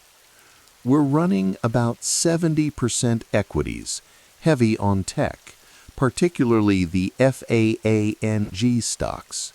We've maintained roughly 20% in credit instruments and 10% in alternatives, primarily private equity and real estate holdings. The attorney interjected. Your tax structure through PwC is optimized for this composition, especially with the Florida domicile. Tepper leaned back in his chair. At 62, with an estimated net worth approaching $20 billion, he had reached a point where control and autonomy outweighed the additional capital that outside investors provided. The move to a family office was the financial equivalent of retiring to a private island, still in the game, but playing by his own rules. Nicole wants to know if we're still on for dinner, his assistant said, poking her head in. Tell her yes, Tepper replied, thinking of his new wife. They had married that year, another fresh start in a life that had seen many reinventions. The rain fell steadily over Bank of America Stadium in Charlotte as the Panthers suffered another disappointing loss in late 2020. In the owner's box, Tepper's expression remained impassive, though those who knew him well could detect the tension in his jaw. "That's the 4th coaching change we've discussed in 3 years," remarked his chief operating officer as they watched fans file out into the rainy night. Tepper drummed his fingers on the armrest. "In finance, you can exit a bad position. You admit the mistake and move on. Sports franchises don't work that way." "The PSL pricing isn't helping with fan sentiment," his advisor added cautiously, referring to the personal seat license controversy that had erupted when prices were increased. Tepper turned to gaze at the nearly empty stadium. His Panthers investment had grown in value, now worth approximately $4.5 billion according to Forbes, but the team's performance had been dismal. 0 playoff appearances since his purchase. The stadium dispute with local government over funding continued to simmer. What had seemed like a crowning achievement was proving to be a test of an entirely different skill set. "We'll address it," he said finally. "Set up meetings with the front office next week." Later that evening, in the quiet of his Charlotte residence, Tepper removed his tie and poured himself a drink. His Range Rover sat in the garage beside his Porsche 911, symbols of success that suddenly felt hollow without the winds to match. He picked up a framed photograph from his desk. a much younger version of himself at the founding of Appaloosa in 1993. The hungry, ambitious trader with everything to prove. Beside it stood another frame, this one holding a terrible towel from his beloved Pittsburgh Steelers, a reminder of where he'd come from. His phone rang. It was his foundation director. "David, we've got the final numbers for the Rutgers Business School commitment," the director said. "The $30 million has been allocated exactly as you specified." "Good," Tepper replied. "And the food bank initiative in New Jersey?" "The $10 million has increased capacity by just over 20% since 2012. The Pittsburgh Greenfield project is also proceeding on schedule with the $15 million commitment." Tepper nodded to himself. His philanthropic portfolio, focused on education, healthcare, and Jewish causes, operated with the same efficiency he demanded in his investments. An estimated $50 to $100 million annually, distributed with precision rather than sentiment. "Some critics are calling it checkbook philanthropy," the director added hesitantly. Tepper snorted. "Tell them what I always say. I give money, others give time. We each contribute what we have." The family office arrangement suited Tepper's temperament. By early 2021, with the markets soaring, his net worth had peaked near $25 billion. The pandemic had reshuffled many decks, but Tepper's heavy tech positions had performed exceptionally well. In his Miami Beach mansion, with its sweeping ocean views, he conducted a video call with David Fish. On the screen, charts and projections flowed like digital rivers, mapping potential futures and probabilities. "We've maintained the allocation ratios," Fish reported. "The FAANG heavy approach has outperformed our benchmarks. The credit positions are stable, though we're watching inflation indicators closely." Tepper nodded, studying the numbers. The family office structure meant his actual returns were no longer publicly disclosed, but estimates suggested they remained in the low to mid-teens, solid, if not spectacular by his historical standards. "And the Panthers organization?" Tepper asked, changing subject. About 200 full-time staff as of this quarter. The football operations restructuring is ongoing. Tepper rubbed his eyes. The NFL ownership had proved more challenging than anticipated. The skills that had made him billions, contrarian thinking, quick decision-making, and a willingness to cut losses, didn't translate neatly to sports management, where patience and relationship building often mattered more than decisive action. After the call ended, Tepper walked onto his terrace, feeling the warm Miami air against his skin. He had sold his $43 million Hamptons estate the previous year, another step in his gradual migration from the Northeast to Florida. Nicole joined him, resting a hand on his shoulder. "Tough day?" He shook his head slightly. "Just thinking about legacy." "Your philanthropy?" she asked. "Partly. CMU, Rutgers, the food banks, they're concrete, measurable. The Panthers are different, more public, more emotional. You can't control fan sentiment like you can control a trading desk," she observed. Tepper smiled wryly. "That's the problem. I'm used to being right when everyone else is wrong. With the Panthers, being right isn't enough if the team doesn't win." By 2023, the markets had cooled from their post-pandemic highs, and Tepper's fortune had settled around $20 billion. The Panthers remained winless in the playoffs under his ownership. 0 for 6, a statistic that sports commentators rarely failed to mention. In a private dining room at a Charlotte restaurant, Tepper met with his senior leadership team from the Panthers organization. The table was set with fine china and crystal, but the mood was anything but celebratory. "We need to address the stadium situation decisively," Tepper said, cutting through the preliminary small talk. "The funding dispute with the city is becoming a distraction." "The fans are still upset about the PSL pricing," one executive noted cautiously. Tepper's expression didn't change, but those who knew him recognized the slight tightening around his eyes. "Fan sentiment follows winning. Fix the team, and the rest follows." After the meeting, Tepper's driver took him past Bank of America Stadium. In the golden afternoon light, the structure looked impressive, but also outdated compared to the newest NFL venues. Another challenge requiring capital, patience, and political skill. That evening, he took a call from his old friend and mentor, Leon Cooperman. "David, how's the NFL treating you?" Cooperman asked, his voice carrying the warmth of decades of shared history. "It's teaching me humility," Tepper replied with a dry chuckle.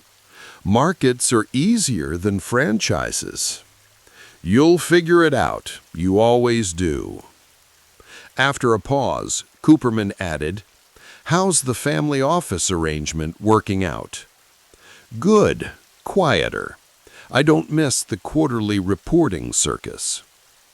"And your returns?" Tepper smiled to himself. The lack of public disclosure was precisely the point of the family office structure. "Satisfactory," he said simply. "I heard you're still not joining the Giving Pledge," Cooperman commented. "I give my own way, Leon, not because Buffett or Gates suggested it." After hanging up, Tepper walked through his home, pausing at his study. On the wall hung a framed document, his final Form ADV from 2018, the last public record of Appaloosa as a hedge fund. Beside it was a photograph from the NFL owners' meeting where his Panthers purchase was approved. He sat at his desk and opened his laptop, checking the market close. His family office, estimated to manage between $15 and $18 billion, continued to operate with the same discipline that had built his fortune, even if the details were no longer public knowledge. In early 2024, Tepper stood at the window of his private jet as it descended toward Charlotte. Below, the city sprawled, with Bank of America Stadium at its heart. 6 years into his ownership, the Panthers remained a work in progress. "We're landing in 10 minutes, Mr. Tepper," the pilot announced over the intercom. David nodded, returning to his seat where documents awaited his review. Plans for stadium renovations, coaching assessments, draft strategies. The business of sports ownership continued regardless of results. His phone buzzed with a text from Nicole. "Good luck with the meetings. Call when you're done." At 66, Tepper had reached the stage where legacy questions became unavoidable. The financial empire he'd built was secure, transformed into a family office that operated behind walls of privacy. The Panthers' investment had appreciated significantly, in dollar terms, even as the team struggled on the field. His philanthropy continued steadily, with tens of millions flowing annually to education, healthcare, and Jewish causes. Yet something remained unresolved. The headline he wanted, "The Kid from Pittsburgh Who Proved the Crowd Wrong," felt incomplete. In finance, he had undeniably earned that title, but in sports ownership, the jury was still out. As the plane touched down, Tepper gathered his thoughts. The Panthers organization awaited his input, his decisions, his vision. 200 employees, thousands of fans, millions of dollars, all orbiting around choices he would make. Walking down the jet stairs into the Carolina sunshine, Tepper straightened his tie. The terrible towel from his Pittsburgh days remained tucked in his briefcase, a talisman from simpler times when being a fan required only passion, not ownership. "Mr. Tepper," his Charlotte driver greeted him, taking his bag. "Straight to the stadium?"